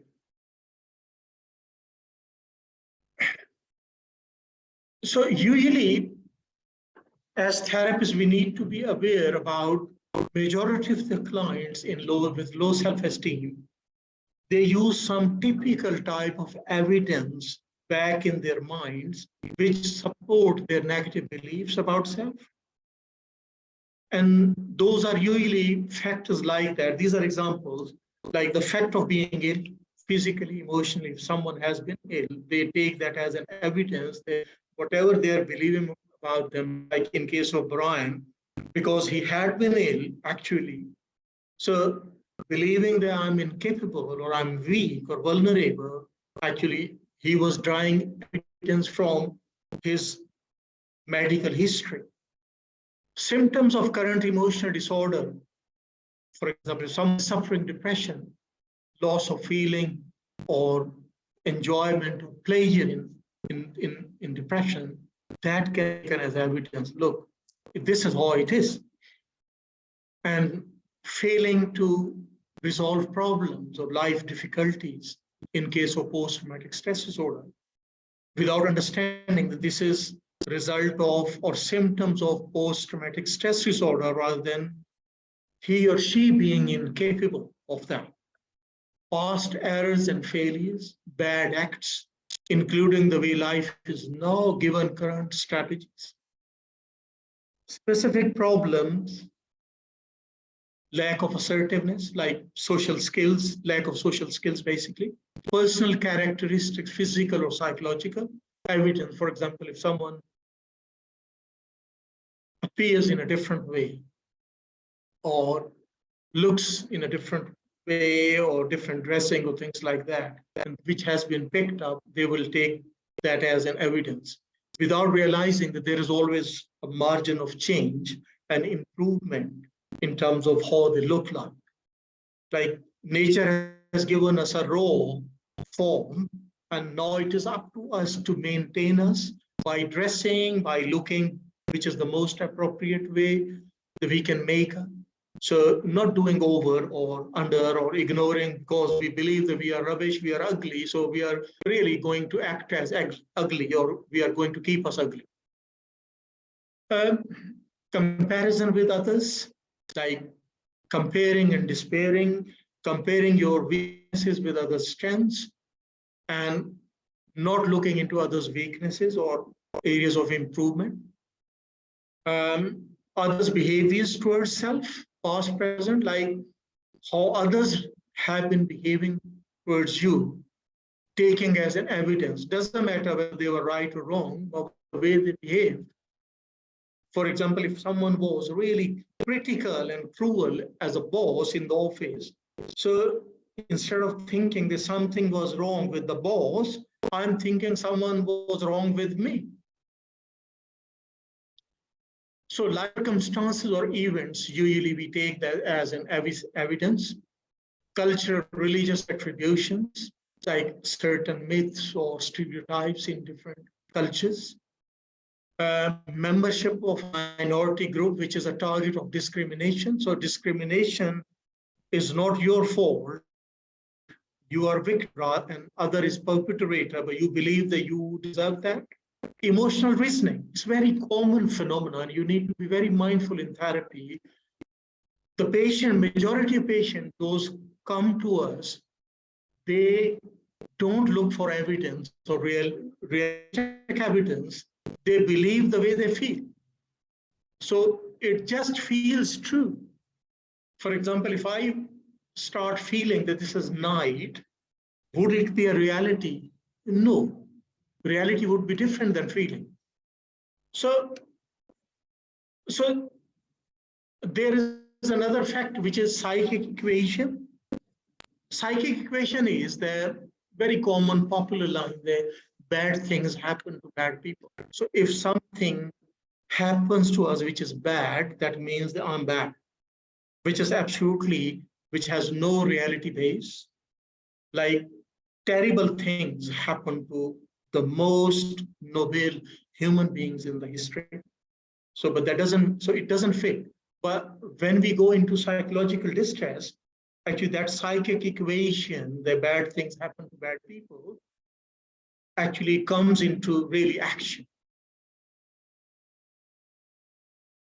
So re-evaluating the evidence. So these are the sources of evidence. Why you need to be mindful?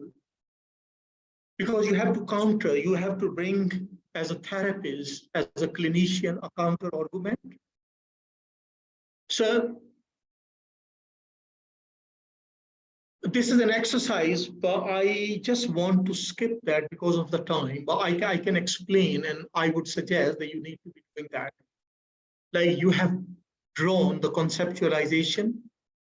So think that what is your client's bottom line, which is always I statement, self-referring, overgeneralize, a global judgment about self. I'm not good enough, or I'm incapable, like Dr. Ushpa's conceptualization, which she shared, I'm incapable. Okay, what main source of evidence does your client use to support the bottom line? Like the list of evidence, potential evidence that I have just highlighted, you need to really be looking into that. What is that? What evidence the client is drawing upon? So do you agree that the evidence is valid? Do you agree that it does indeed support the bottom line? Would the line of reasoning be upheld in court? If not, why not? What are the flaws in the arguments? Like you need to think of a court case that you have to represent that claim. Excuse me, sir. Excuse me, sir. Yeah, please. Yes, I want to discuss a client with you. My client is a 17 years old girl.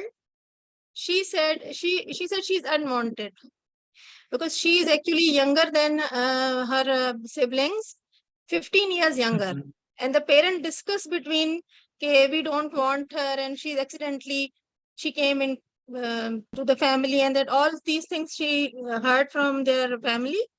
So she has the idea that she's unwanted. But this is true evidence.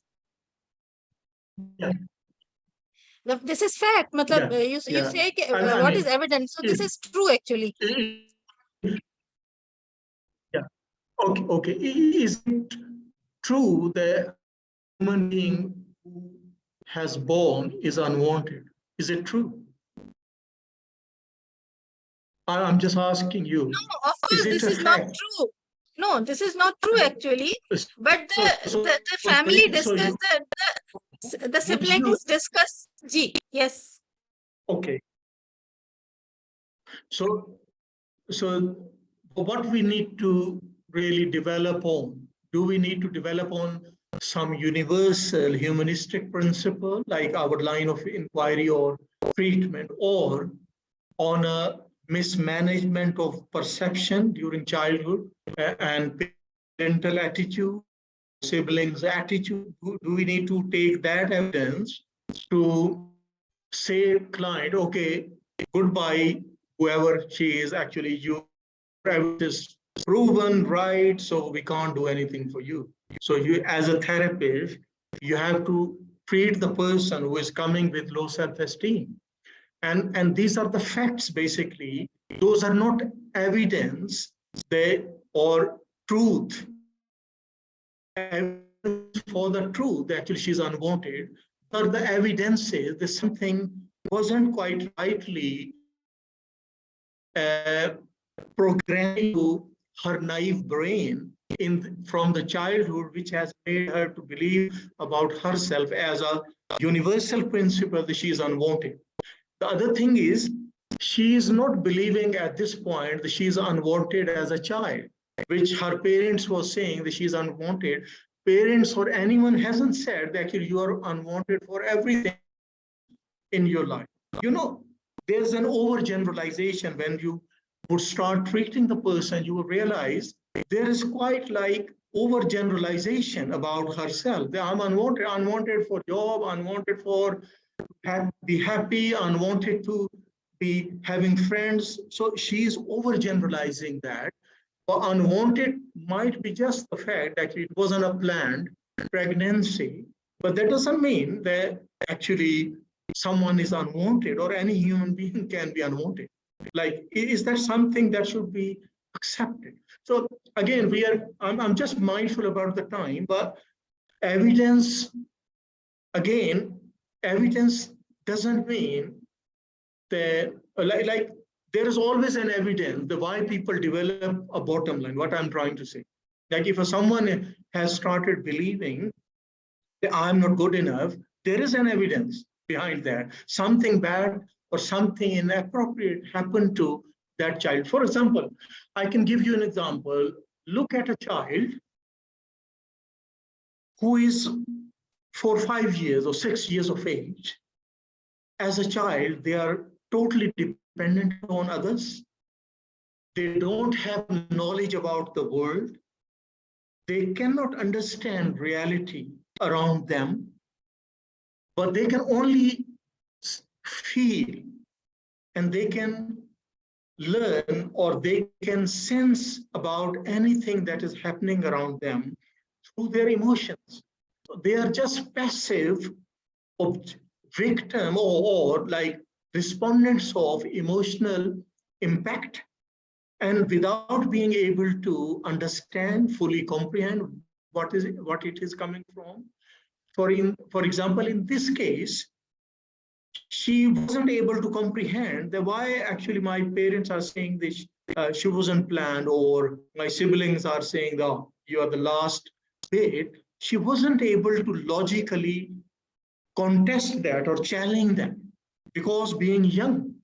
So she had only one option, to just feel bad about that and believe whatever she was being told.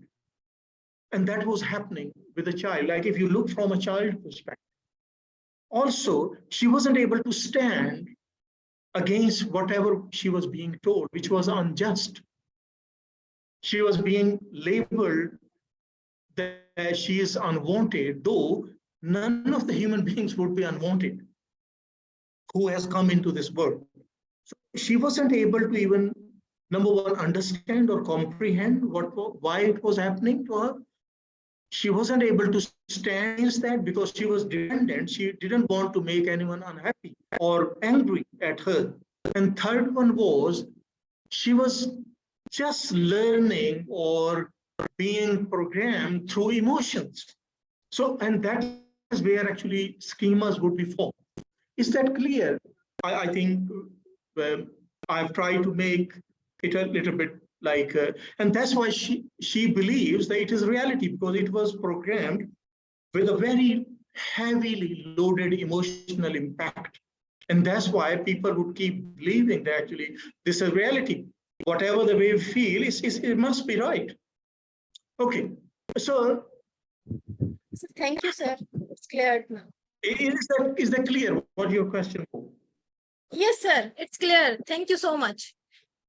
Thank you. So I'm just mindful about time. Unfortunately, this workshop with a lot of practical like exercises, it's more than half the day long, including like including lunch.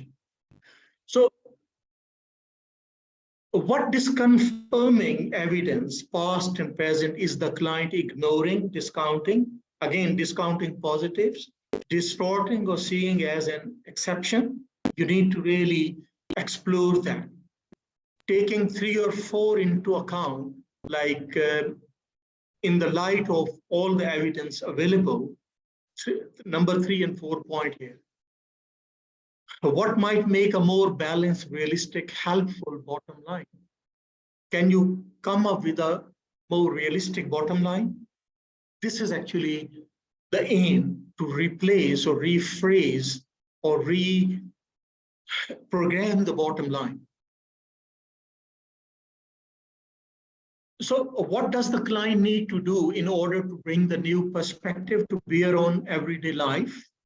These are the questions that you would need to be thinking in planning your actually treatment. What information does he or she need to start collecting in order to counter the perceptual bias and strengthen the new, more positive perspective on the self?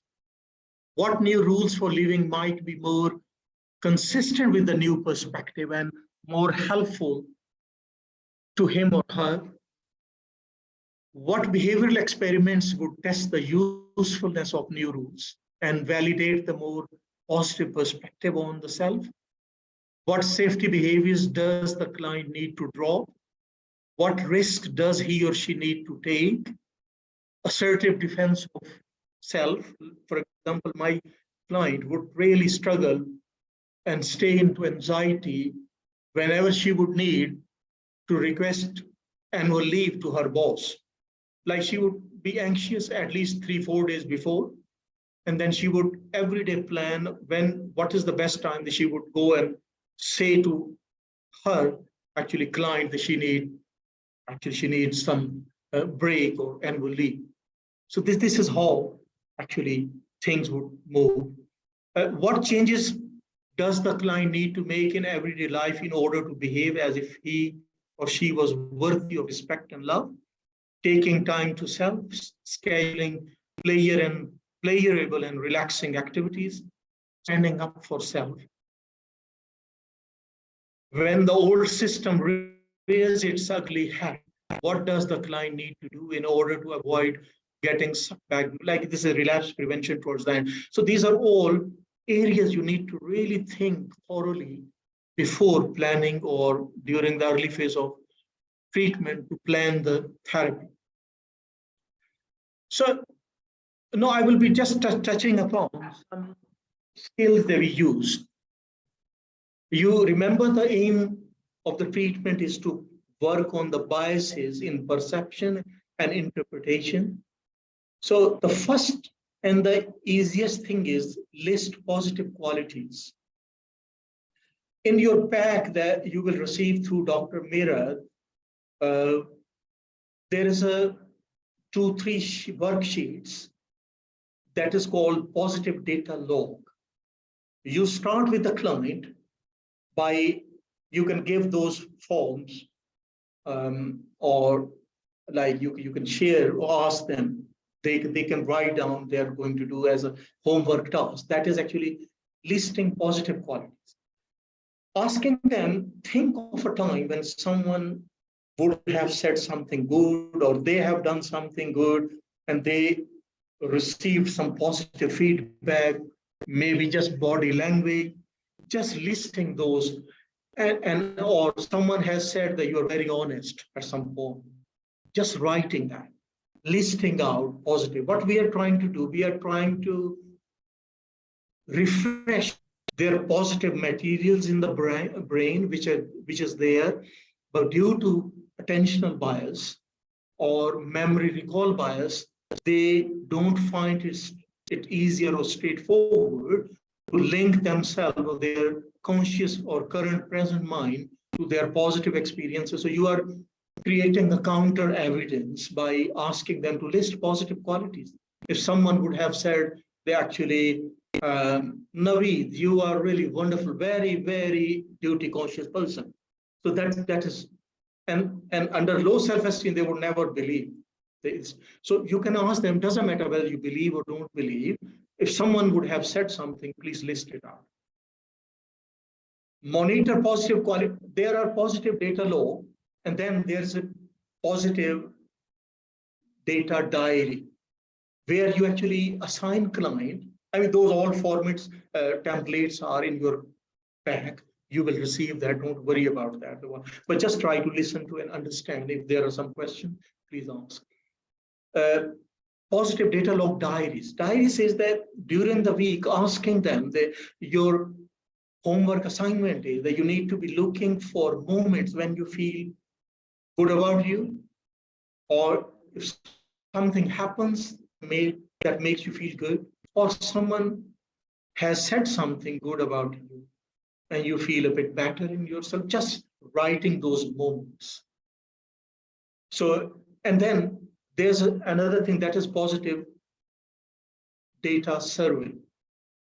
Positive data survey is asking client, okay, take this sheet, 3-column sheet or 2-column sheet, and at random, send 10 people those know you at work, in family, others, and asking them that could they define in 3 words themselves, like defining the client in 3 words, and taking their survey back. So 10 people would say the good listener or faithful, loyal, just 3 words about them, and they would be writing. मैं अक्सर clients को कहता हूं कि बीवियों को मत दें, या बीवियों को कहता हूं कि मर्दों को मत दें, क्योंकि चीजें बिल्कुल चेंज हो जाएंगी. वो बिल्कुल ही वहां पे situation change हो जाएगी. Just to make you smile. That's not true. You can ask your wife as well. Could she define or he define in 3 words about you that represents the client from their perspective? It's very helpful. Like new filing cabinet, basically adding new stuff into your cabinet where all the negative stuff is already occupying the space. You are actually freeing up some space and adding the new things into that, which is positive. The life review, just maybe, I mean, sometime I draw lifeline. Lifeline is a technique which is part of narrative exposure therapy. And you actually start from childhood and you use flowers for positive experiences and stones for negative experiences. And that is very helpful. So, but you briefly discussed that. Can we discuss where you might have been succeeded in some how minor or little or smaller that success was, is still worth it. So just like listing that. Success, so create successes in therapy. I spoke before, an out, no lose, like an approach, win-win approach, no lose approach. Go step by step in treatment at the client's pace, don't rush. Be very careful when you are thinking, when you are doing the collaborative conceptualization, because my experience was in the beginning when I was trained by Melanie Fennell, like out of enthusiasm or, oh my God, we are doing the amazing work. You would be doing on the whiteboard or piece of paper, if client wants, the formulation, and eventually you discover the bottom line and you feel really good as a therapist. And then I started noticing that when client would be leaving the therapy room with having that paper of formulation in their hand, you could see that they are quite deflated and they're not as happier as you feel as a therapist. And what I instantly realized, actually, when they discuss their life with a professional and come to a conclusion that their bottom line is that they're not good enough, basically they take that as an evidence that here we go, now we have been prescribed or diagnosed or confirmed by a professional, by a psychologist, that you're not good enough. You know how they take, so you have to work really quite slowly and collaboratively rather than just rushing and, oh my goodness, just taking rabbit out of the hat. This is not thing. You have to move along with their preparedness, and their bottom line is not triggered, but to be realized, they can easily and comfortably open up all the basic stuff, empathy, warmth, and again, pace is very important. Learn to notice, accept, and seek positive feedback from others. And the practice ground can be therapy session, where you share feedback, you share honest opinion, and again, sharing problems as therapists, as and giving them space to come up with problems, difficulties, failures, and in a non-judgmental way. Doctor, I have 2 questions. I'm sorry to interrupt. Yeah, please. This is about the slide before this one. Okay, I think slide number 36. Yes, this one. So my first question is that there are certain instances, or rather I would think a lot of instances when people are simply not able to move past the bottom line because of how all powerful it seems. So the idea that your own failures and your incapabilities are so powerful that nothing else seems like it will affect it. So for example, in a circumstance like this, somebody's pointing out that X, Y, Z are your positive qualities. And it is so the idea of these qualities are so opposite to what you feel about yourself that it feels like it's triggering your bottom line even more. So how do we move past this? Yeah, I think again, triggering bottom line in therapy session is fine. But again, you should have set up a good scene beforehand. And it's in a way like you are exposing to the reality that you have been trying to avoid. It's in a way exposure to that traumatic reality that you were taught or you learned in your childhood or as a helpless child. And you have been trying to protect yourself, not to be proven that reality. And by using like assumptions and policies and rules for living. And no, this is the time where actually you need to be really facing that and into that reality whether it is really fact or it is a thought that was generated. Again, when you start, it's very important that when you start formulation or conceptualizing with the client and you start discussing their early life experiences, there's a process of insight building right from that moment. And again, this is your therapy skills, how you make them to be able to link with their reality or bottom line. And again, even when you talk about the prejudice model, like prejudice model actually simply says there actually some sort of prejudice where you're not willing to look into the counter evidence, or the way your mind has been working is selective attention, attentional bias, and memory recall bias, and you have been discounting positive because of that prejudice like framework. And is there any way that you can rethink or review about these things? So again, the sequence and clients' readiness and engagement in the treatment is very important. And all depends on that. But also, if there were some traumatic experiences, for example, I just want to make you all aware, for example, if there was childhood trauma, childhood sexual abuse or domestic violence or any other like type of traumatic experience, that was the origin of that bottom line. Then you have to actually follow a different track, and that track is trauma-focused interventions. It could be through eye movement desensitization and EMDR, or it can be in the form of immigrants or asylum seekers like narrative exposure therapy, or it can be trauma-focused CBT. So low self-esteem, that's why you need to assess right in the beginning whether it has been existing as a vulnerability due to some childhood experiences or traumatic experiences, and the current presentation is result of that vulnerability.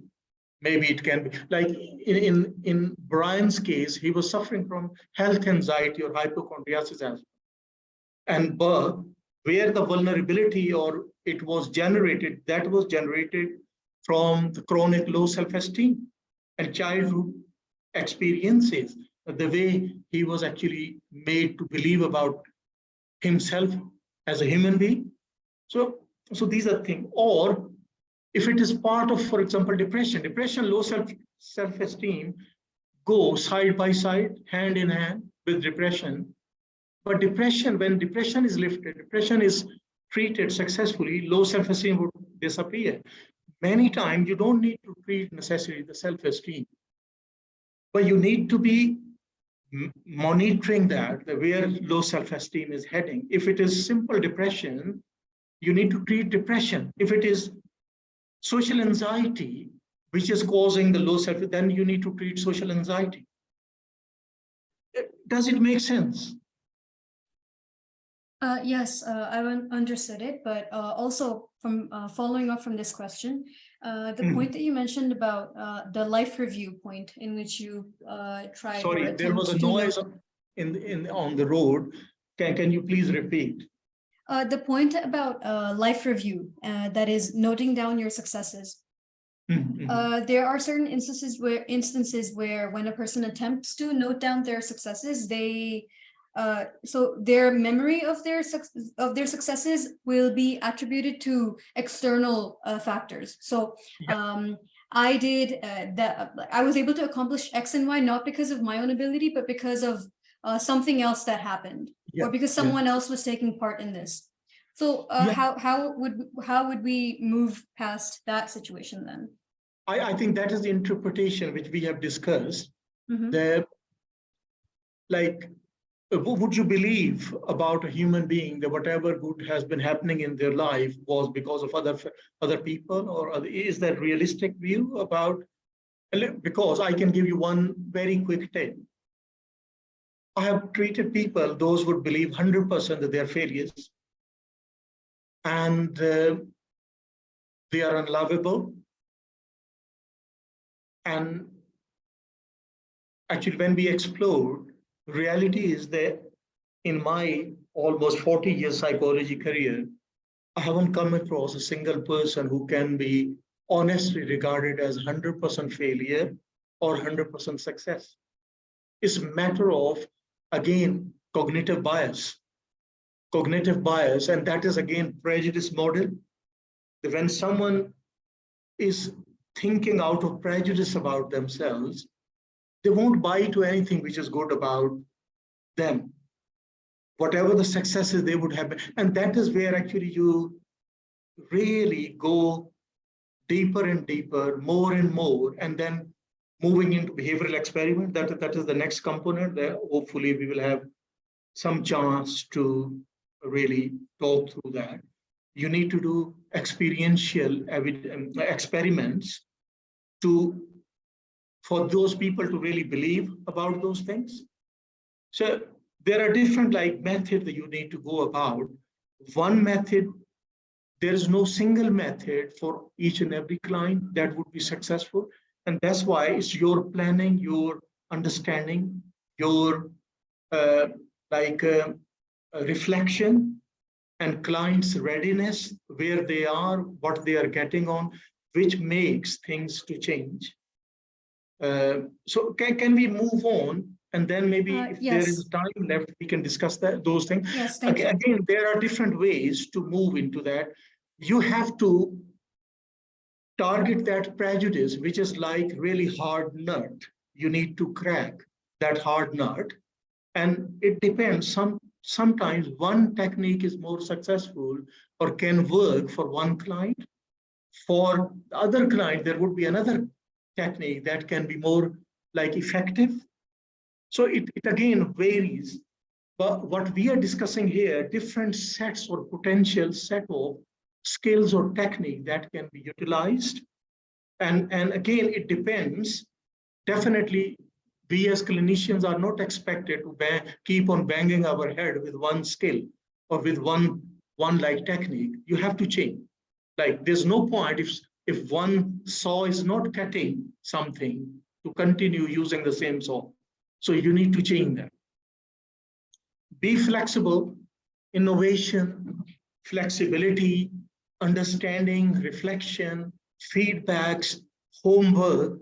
These are very important things. Those make things really workable. So practicing encouraging self-talk and images. For example, many people, they won't come with anything positive. They will say, no, we don't have anything positive in our lives. Okay, let's create images. What do you think is positive? As an image, it can be just color. It can be some self-affirmation statement. Oh, I'm a wonderful human being. Oh, I'm a blessed human being. Okay, you don't believe, it's fine. Just go with that. It's again, giving brain a different option. And let me tell you, if anyone that is noticed by the brain, it can become a reality. Dreams, those are seen with open eyes, can become reality, and it is evidence. Practicing anti-perfectionistic strategies, like leaving for errors or giving margin for something which is not done timely or something like that.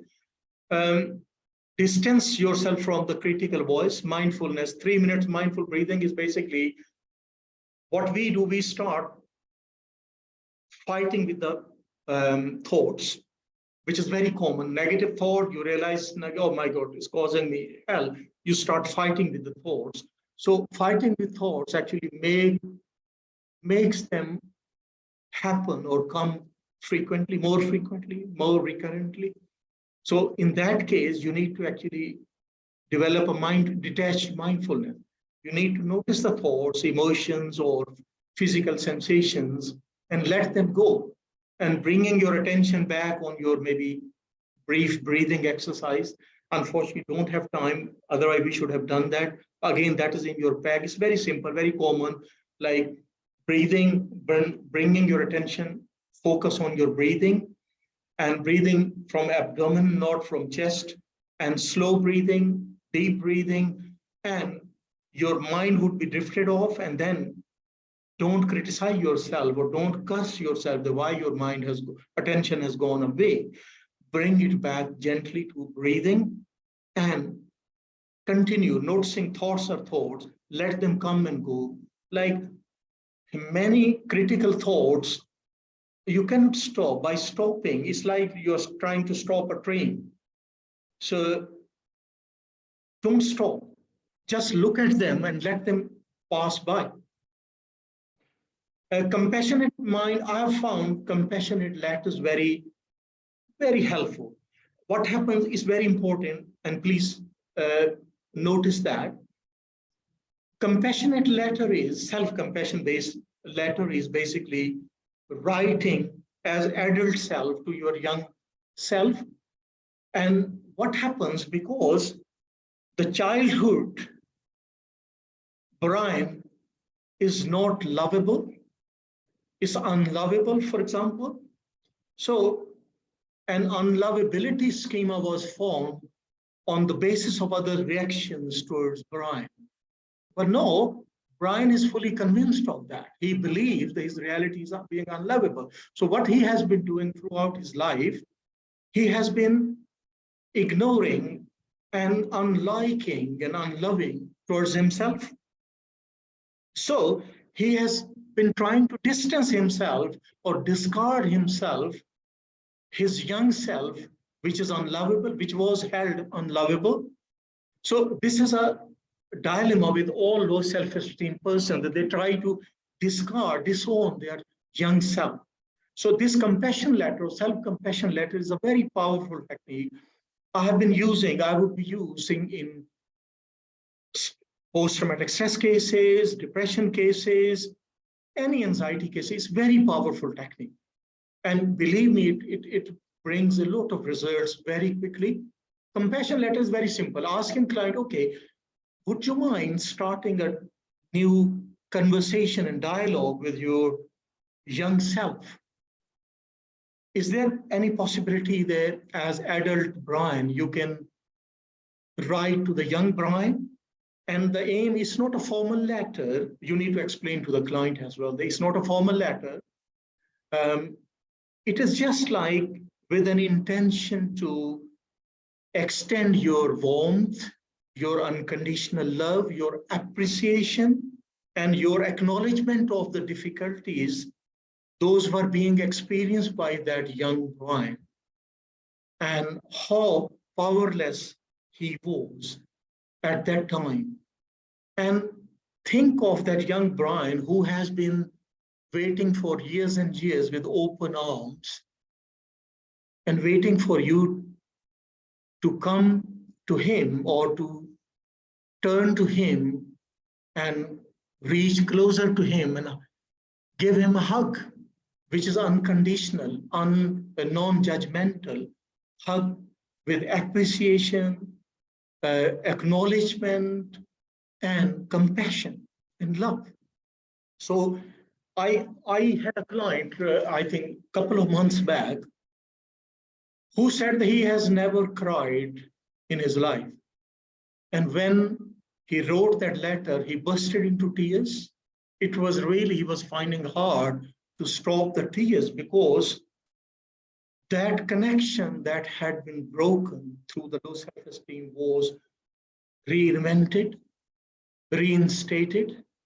So use this compassionate mind, Paul Gilbert's approach, and write compassion letter. It's very simple. Asking, okay, start a dialogue, start talking to your young self, where the actual schema lies, still there, and you have been putting your maximum effort to discard, disown that young child. So this is very powerful. Constructing a new self, formulating the alternative perspective, and operating from dysfunctional thought records. I'm skipping through all that, unfortunately, because I'm mindful about we got only 10 minutes. I'm not sure how much time we can have over that. But like,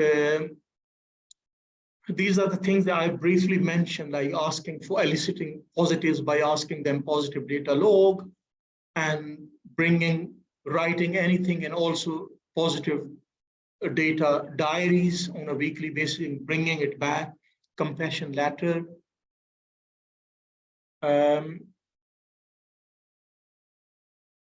Okay, so this is actually what dysfunctional thought record is. I will be discussing this I think as cognitive behavior therapist, whoever is in training or has got training, it's very basic CBT technique to use thought records. We usually use these templates. Those are helpful initially, and later actually you can it becomes an automatic response or mechanism within the person. So how you do that? You are writing the date. You can asking them to come up with a specific situation. Again, trying to put them into reliving mode so that they are coming with real experience rather than just talks about I did that X and Y, Z, and they would be talking just out of their feelings, heart, or they would be just talking academically, I would say. I mean, academically is not a negative thing, but anyway, just to make it clear. So asking the situation, what were you doing when you begin to feel bad? Like situations where you felt anxiety or low mood. That is, you can. So they will tell, I was sitting at my office and was thinking about my recent failure where I didn't get the job. Okay, what emotions were coming, you were feeling? Can you tell me? Sad, guilty? Can you rate each emotion on a 0 to 100 scale, where 0 means no emotion at all, and 100 means maximum possible emotion that someone can feel in terms of intensity? Okay, guilty like 80%, sad 90%. Okay, can I put you back into that situation for a moment and see what exactly was going through your mind when you began to feel bad? Like what thoughts, images was going through your mind at that point? Can you? So you need to ask them to say the thing, those are relevant to the situation or whatever was coming to their mind. Like I have a thought record, which I wanted to share, but I think because of time, actual like client's thought record. Well, I can share if we have time later. So they actually failed an interview or something like that. They were sitting in the office and they were feeling really bad and a bit guilty. And the thoughts were that actually I might not be successful. I'm a waste of space, things like that. And again, you need to ask them, okay, you need to enlist all the thought, those are being shared by the client. Okay, what else you were coming through your mind? Any image, any memory, or anything like just listing, and then asking, okay, can I ask? We have like feeding back that you have told that actually you were thinking about your interview failure. That means that you are a really failure. Things like that, like repeating, giving them feedback, checking in whether they have said the same thing or it is my word that I'm putting into his mouth or her mouth. And then asking, can you tell me which one thought is the most deeply or directly connected to this 90% emotions of sadness? And they can pick up, okay, okay. So that means there is like, I'm a failure. Okay, I'm a failure. Does that mean that you're feeling that you're a failure as a person or just about the interview? You need to just a little bit like elaborate it, but don't go into too much of a debate or discussion. Okay, so that means that is the main punchline that actually I was thinking that actually I cannot succeed in my life. Okay, so that was the thought. that was making you really upset or anxious, up to 90%, 95%. Okay, that's fine. Okay, the next column is not here on these slides, but what I would use, which is 7-column thought record sheet. That is actually okay. Can I ask you, by looking at the situation, you need to actually repeat what he has or she has discussed. What evidence, if you have to present your case into the court to prove that actually I'm not going to be successful in my life on the basis of what you have experienced as a failure in one job. Okay, what evidence you can give? And be mindful, evidence should be a factual evidence, because you are presenting in the court and judge won't believe into anything else but the facts. You have to present the facts. Okay, well, what is the evidence for that you are not going to be successful in your life forever? Okay, writing down the evidence for, okay, can I check, are there any facts or evidence that can go against what that belief that actually I'm not going to be successful in my life? Okay, writing that down. And then moving to this column, basically alternative perspective, asking, okay, well, what is the most on looking onto evidence for and against? Actually, it's a very interesting process when you ask for the evidence, and many times the evidence has emotions. And when you ask them that you are in the court and you cannot say to judge that someone is actually a murderer.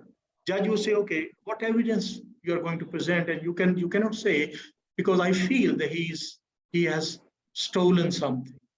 So judge would say, well, what do you mean that you feel that someone has stolen something? So it's very interesting, like dialogue and discussion. And then asking, okay, is there any alternative perspective which might have been taken if you put yourself back into that situation and see, was there anything alternative perspective that you might have missed on? Or usually it's good to familiarize clients with popular unhelpful ways or thinking errors. You remember the thinking errors? There are popular list of thinking errors. It's good that if you familiarize them beforehand, they can easily actually go for evidence for and against. It's very helpful. I will send it to you all in the pack as well. I'm sure that you are aware, because these are very basic generic techniques. So you are already aware. I'm not believing or saying or suggesting that you don't know about that. It's just like, I don't want to leave anything which is helpful to anyone. So I will send it to you. So alternative perspective, the person who actually automatically reach, and that is where you use guided discovery, Socratic questioning. Okay, what would that mean? Is there like you are thinking, you are jumping to a conclusion, and your fortune telling that you are not going to be successful in life? Like, how would you know that you're not going to be successful in the future? Do you know about your future, how it is? So things like that. And then alternative perspective might be that actually I wasn't successful in this interview, but that doesn't say that I'm a failure as a person or I won't be successful for the rest of my life. Because the evidence is that actually I got this job where I'm sitting and thinking all that just before this interview. And that means that I was successful in that. So you can really bring the person into that. And then alternative perspective would be that actually I might not have performed good in that particular interview, but I have been performing well and I have been successful in many areas. And if I could improve myself and look into the areas where basically I can work hard, I can be more successful. And then you can ask them towards the last end, okay, can I ask you to rate your emotions now on a 0 to 100 scale, like how much sad or guilty you are feeling, and you would be amazed to see the emotions rating would go down. And this is how you do cognitive restructuring. I'm just quickly finishing, maybe with your all permission, just one thing, which is very important and vital in cognitive therapy. I'm not sure whether you have learned about behavioral experiments. Behavioral experiments is the most powerful tool where you move beyond just thought records or cognitive restructuring in the session. You move into experiential change. And this is actually search for experiential evidence outside in reality or realistic world. As a scientist role, like collaboratively, clinician, client, patient, you work as a scientist and try to find evidence in reality or in real world. So this experiential evidence is aimed to change cognitions for lasting change, as a lasting change rather than just state change. Okay, just quickly one example, and then we will finish. Is John. John is a male in his late 40s with massive sense of inadequacy, makes a lot of mistakes under stress and under fear of being noticed and penalized at work. So to address that, I'm inadequate was the main bottom line. To address that in experiment, actually, the target cognition was making mistake is a sign of inadequacy. So it was his hypothesis that he has been working under for more than 40 years, that actually making mistakes is a sign of inadequacy. He has been trying to hide, to cover up, not to, and put more effort, putting more time at office to make sure that nothing is going wrong. So the prediction in this experiment was, if someone notices a mistake I make, they will think less of me. So the belief rating was 100%. He 100% believed before the experiment that if someone notices a mistake that he makes, they will think less of me and potentially he would go on, he would be fired from job. Experiment, what experiment we agreed? The first week he was asked to observe if other people in the office are making mistakes or not. Just one task. And he was amazed and a little bit surprised to see that almost everyone would make mistakes. It was really an eye-opening because first time he was switching attention from himself to outside, outwardly, other people attention rather than just focused on, because bottom line would keep everyone focused on themselves. And that is one of the reasons why perceptual biases or disconfirmation of information would happen, and people won't look for the evidence that goes against their perception. So he ever first time, because it was agreed and he was encouraged, he found a lot of people were making mistakes.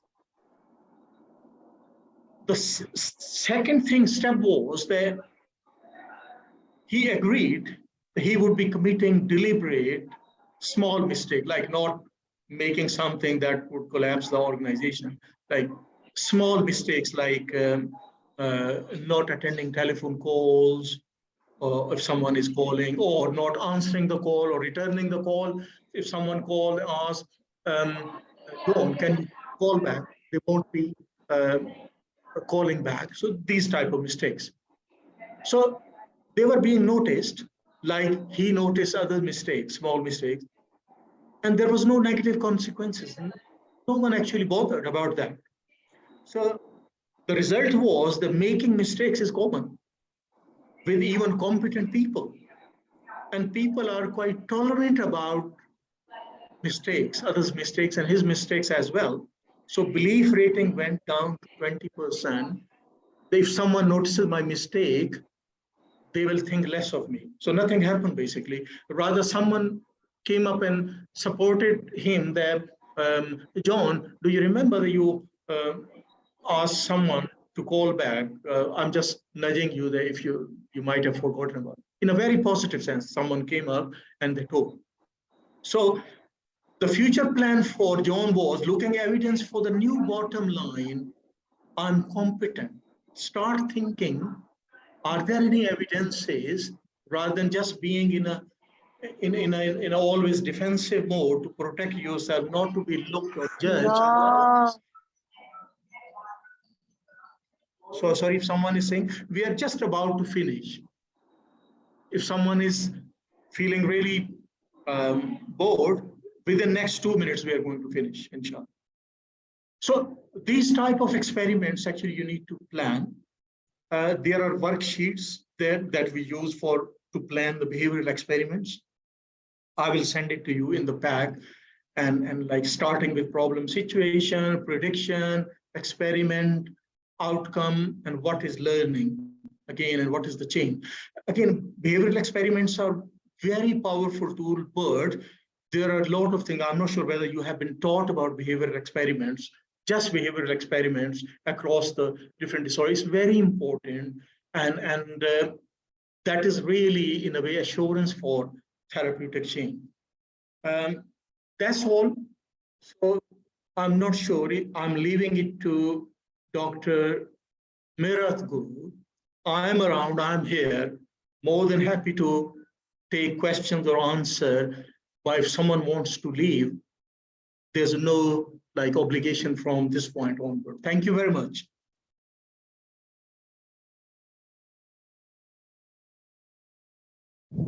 Sir, I am Mudassir Ali Shah. I am a student of Namal University, Rawalpindi. Thank you so much. I'm unable to hear, sorry.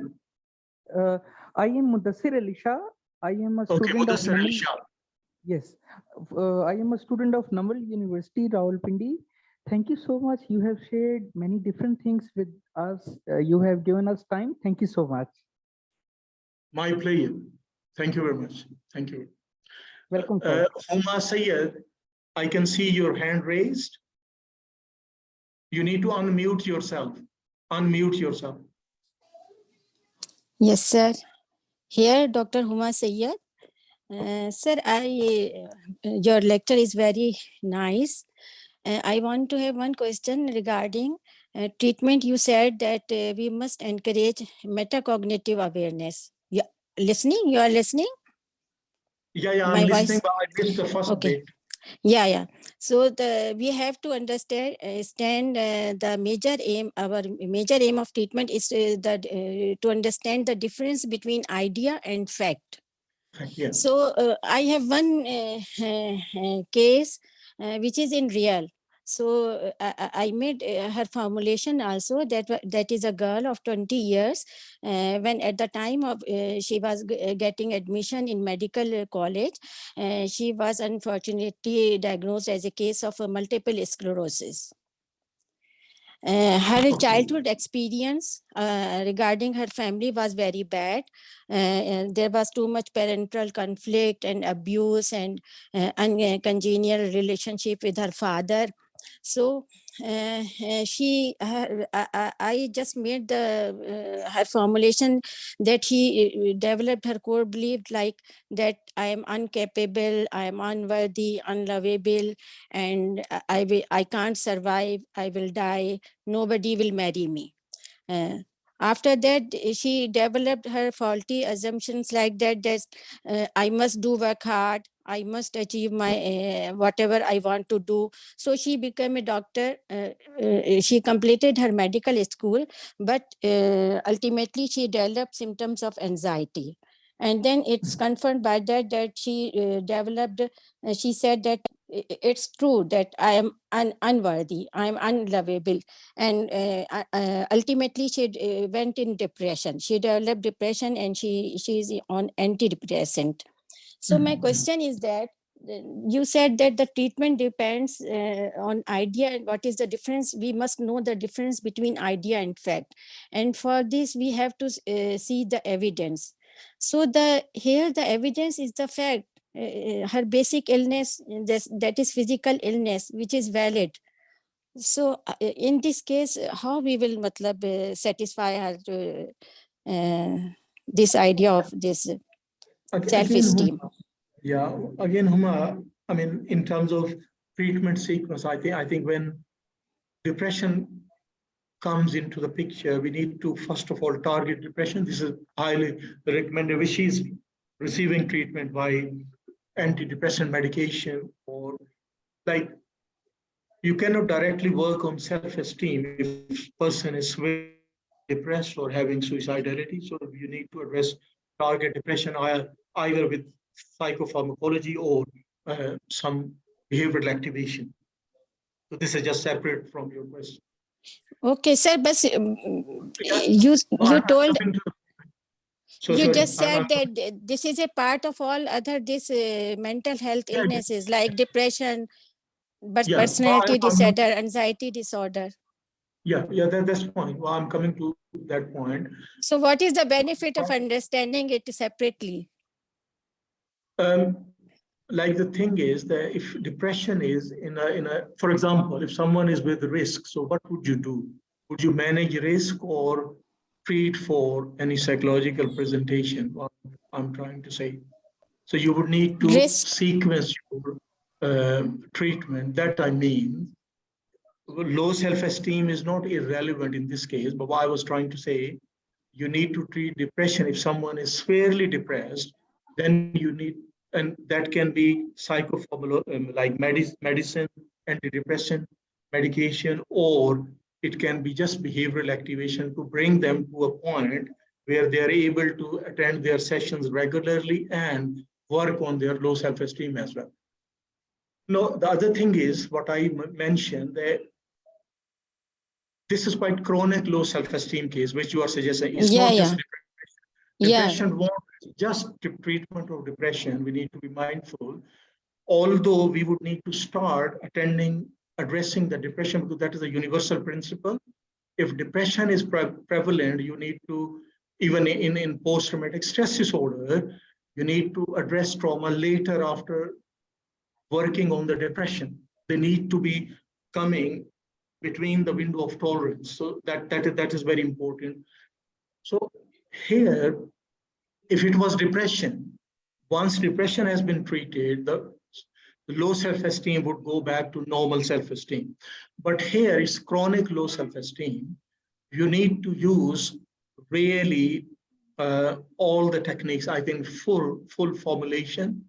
We need to start with full formulation, and then again generating a metacognitive awareness and gathering the evidence against her, which disconfirms the bottom line, which is a lot. Like simply achieving a medical career is a big achievement.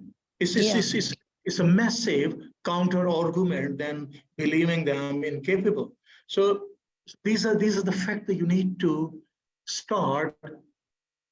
First step is just highlighting, letting person look into those things that they are not willing to look, because low self-esteem and bottom line would never let them look into anything because of prejudice, look into anything that goes against their bottom line.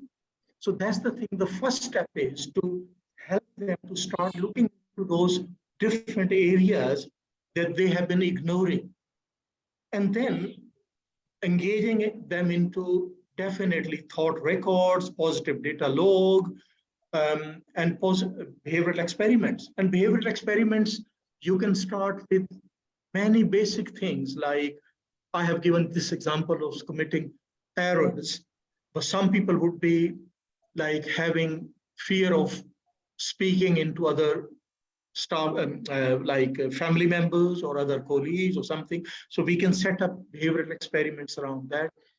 Bit by bit, slowly and gradually, actually, you can develop and generate an alternative perspective, which is 100% possible. Like in this case, disability or having some disorder, is it something universally agreed upon that this is a final argument and evidence that someone is incapable? And is there something that we should accept, or is reality? Reality is not. Like I know 100 people, those were disabled. Like I know a person who is blind, who is like unable to walk, unable to travel. He is completely dependent on others, but he has been among the most successful public relation officers. He just relies on his memory, and the best person I could have ever received. Like you would say hello, and he would speak, "Hello, Dr. Saab, how you are?" Like, like that. So there, Good. and if he would have believed actually he's just a useless entity, an object, which could have been there because the life circumstances were never favorable to that person. I'm just like that example is coming to my mind. It's quite now media figure, Okay. I won't name, but like that's the thing. So here actually a lot of evidence is already visible that she has made. It's just like bringing a counter balance perspective, which is, I think, quite possible. Okay. Thank you, sir. Sir, can I ask a question that may not be related with the topic? You can ask, like, I'm not sure if you ask me Okay. some question that whether I can lift 200 kilo weight, I might not be able to answer that.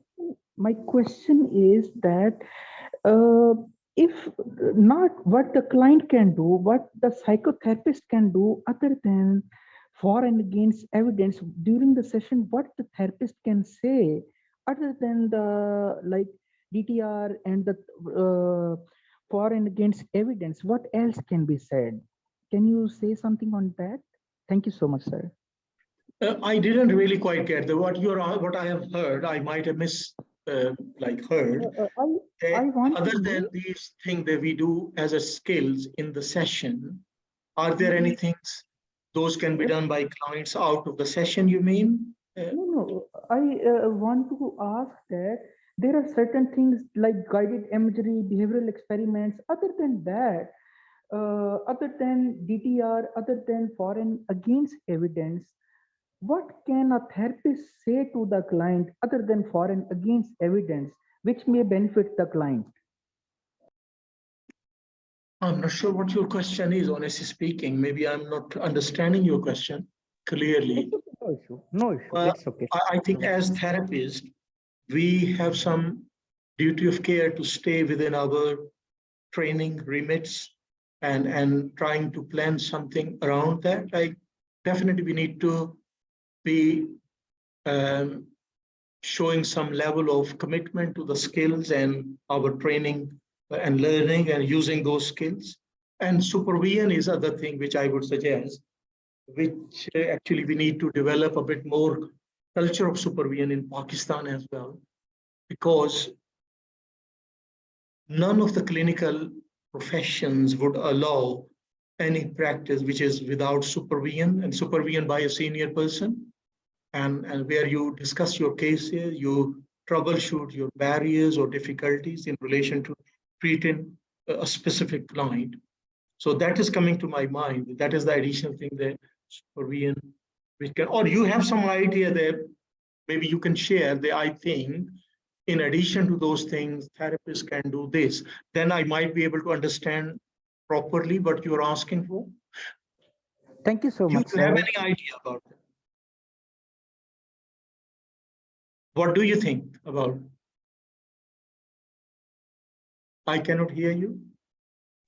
Then I think they're referring to, like they said, that what are the other techniques that we can use other than behavioral experimentation and setting up the thought log. So I think like you were discussing compassion letters, mindfulness, listening, communication patterns, all of those things, and even coming to the therapy session itself is a change for the client. So all of these things, depending upon the context and the problem of the client, we as therapists can use different strategies to achieve the same goal.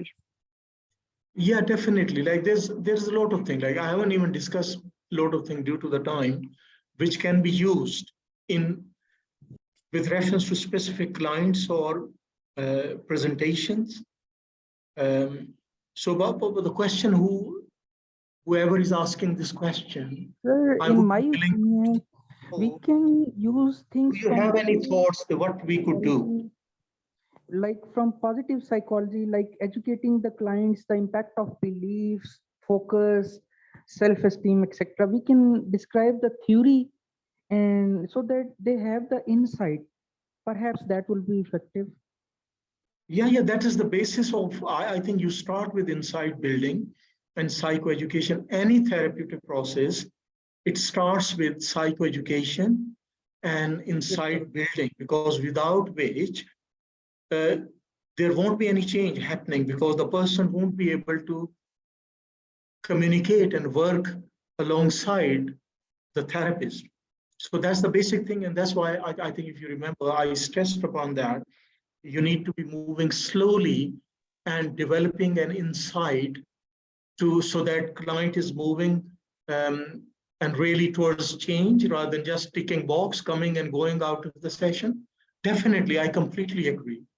The insight building is the thing. And even developing metacognitive awareness is insight building. That's the insight building, where you start looking, taking a step back and looking and thinking whether, if it is possible, the theory A is, or theory 1 is, that actually it's a fact about me that I'm incapable, I'm inadequate. But might be this is just a thought which I might have learned from the experiences that we have shared discussing the child. So these are all, but definitely I agree, there's no doubt, therapy process starts with psychoeducation and insight building. Thank you so much, sir. Sir, you have explained, and I like the way you addressed our questions. You respectfully guided us, educated us. Thank you so much. Allah Hafiz, sir.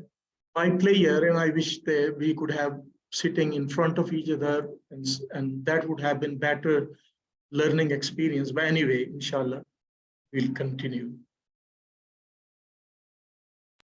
Thank you, sir. My pleasure. I'll be leaving in the chat box my email address. Thank you, If sir. anyone wants to communicate with me for further questions, please don't hesitate. Just a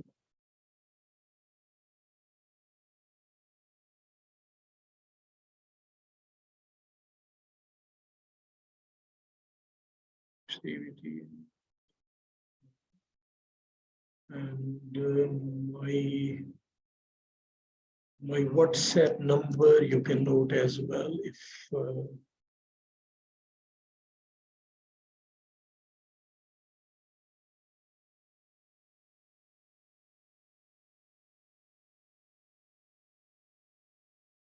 yeah, you can feel free to drop me an email for your question or any material you want.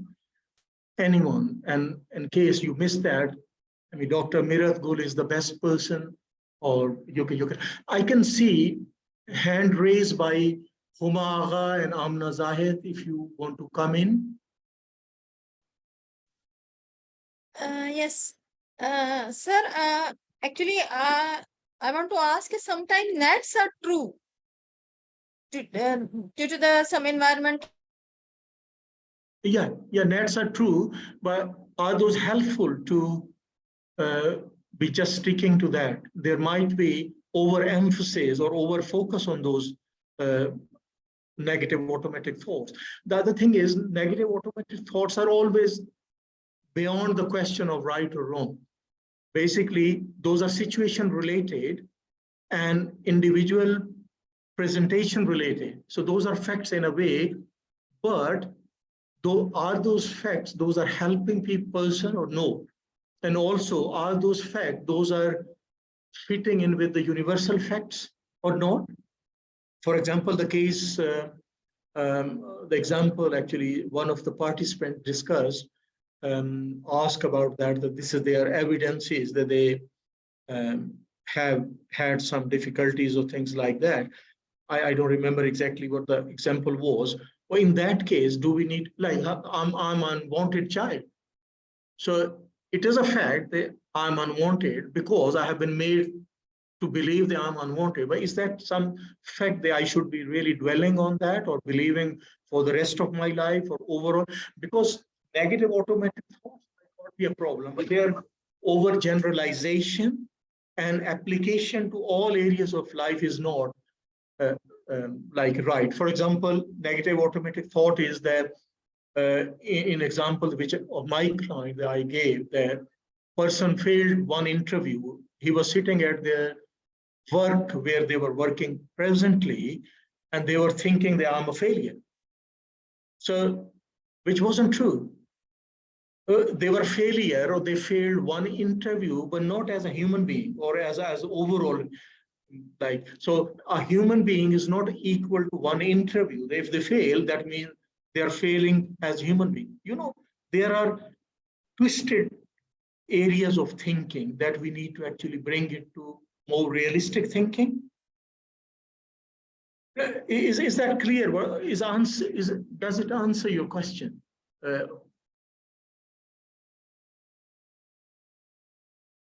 I cannot hear your answer.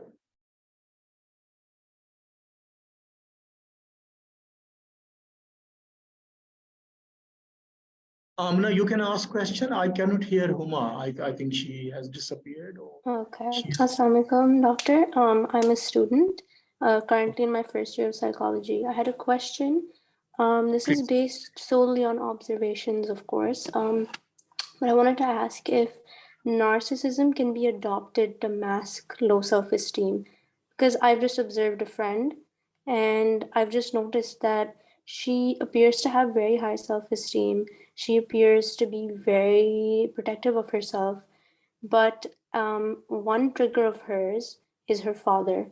I've just noticed that she'll have a lot of confidence, but as soon as it's something that will disappoint her father, whether it's an exam, an upcoming exam, or a current failure, she will have major anxiety.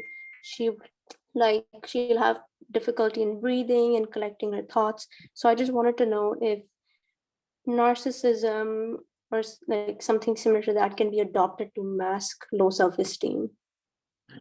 I think I'm not sure whether it would be regarded as narcissism, or apparently there's a component of narcissism. But one thing is for sure, that she has self-esteem issues, and the evidence is that she has really high standard, and those are, you can look into must and shoulds and rules for living. I must be successful in each and everything. I must be loved and liked by everyone. Things like that. And apparently a person would keep a profile or a face generally which is fine, which would tell, oh, the person is very confident, but the actual situation or bottom line would be triggered when there is a critical situation, like you're talking about if exams or anything that actually triggers her bottom line, you can see, which might be that I'm not good enough, or I'm inadequate, or I'm a failure. When this is triggered, she goes into anxiety mode because her rule for living is being broken. And rule for living might be that actually I must be looking stronger all the time. And the moment she has a challenge, which actually brings an uncertainty and pressure on her, that like rule for living, she feels anxious. It can be like that, but there is a self-esteem issue, definitely, the way you're explaining the case. Okay, thank you so much.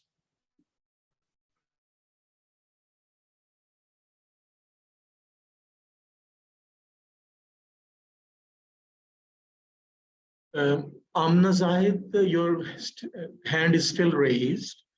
If it's sorry, I lowered it. Yeah.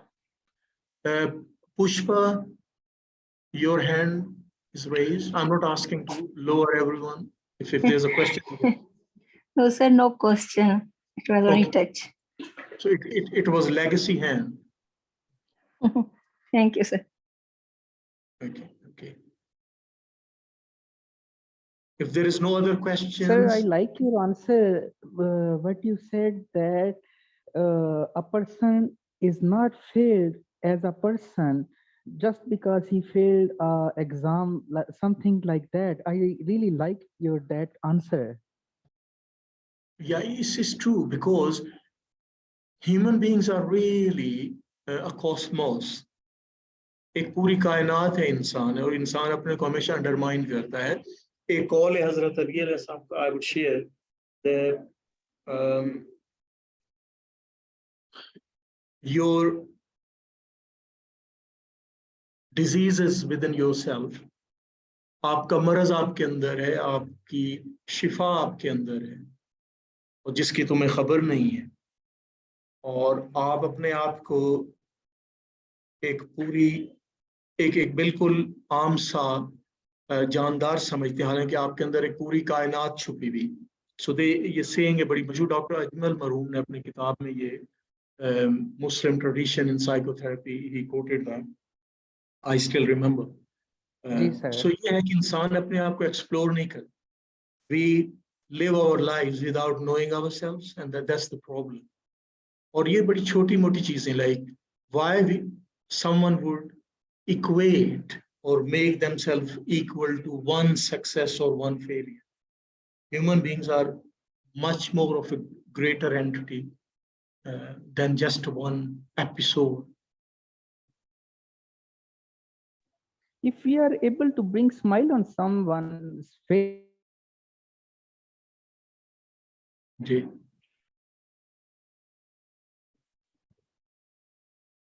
if there is no other question, then maybe we should say goodbye to each other, because I have Sir, someone is asking for the scale. Is there any scale for rating the self-esteem?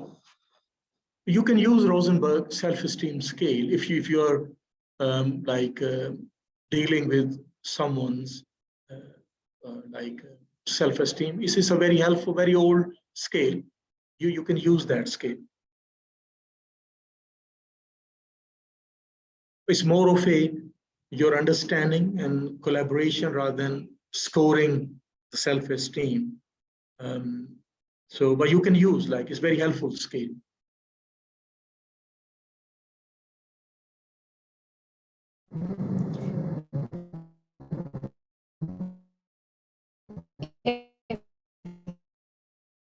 There are no more questions. Thank you so much for Thank you very much, sir. Thank you so much. and answering each and every question. So please feel free to drop more questions, more your observation or your experiences from life and from client It that you're was working with. really knowledgeable. I can see everybody has enjoyed. Thank you. Thank you very much. Thank you, sir. For sure. Thank you so much. And hopefully in future we'll be able to sit with you and learn more from you in person. My pleasure. That would be my pleasure. Thank you. Thank you. Thank you. Have a Take good care. day.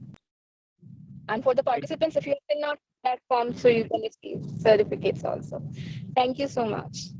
Thank you. Thank you. I'll be going into another webinar in 30 minutes time. That's why I'm a little bit conscious about that. Thank you very much. Thank you. Take care.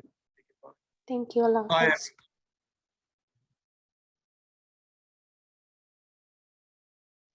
So then you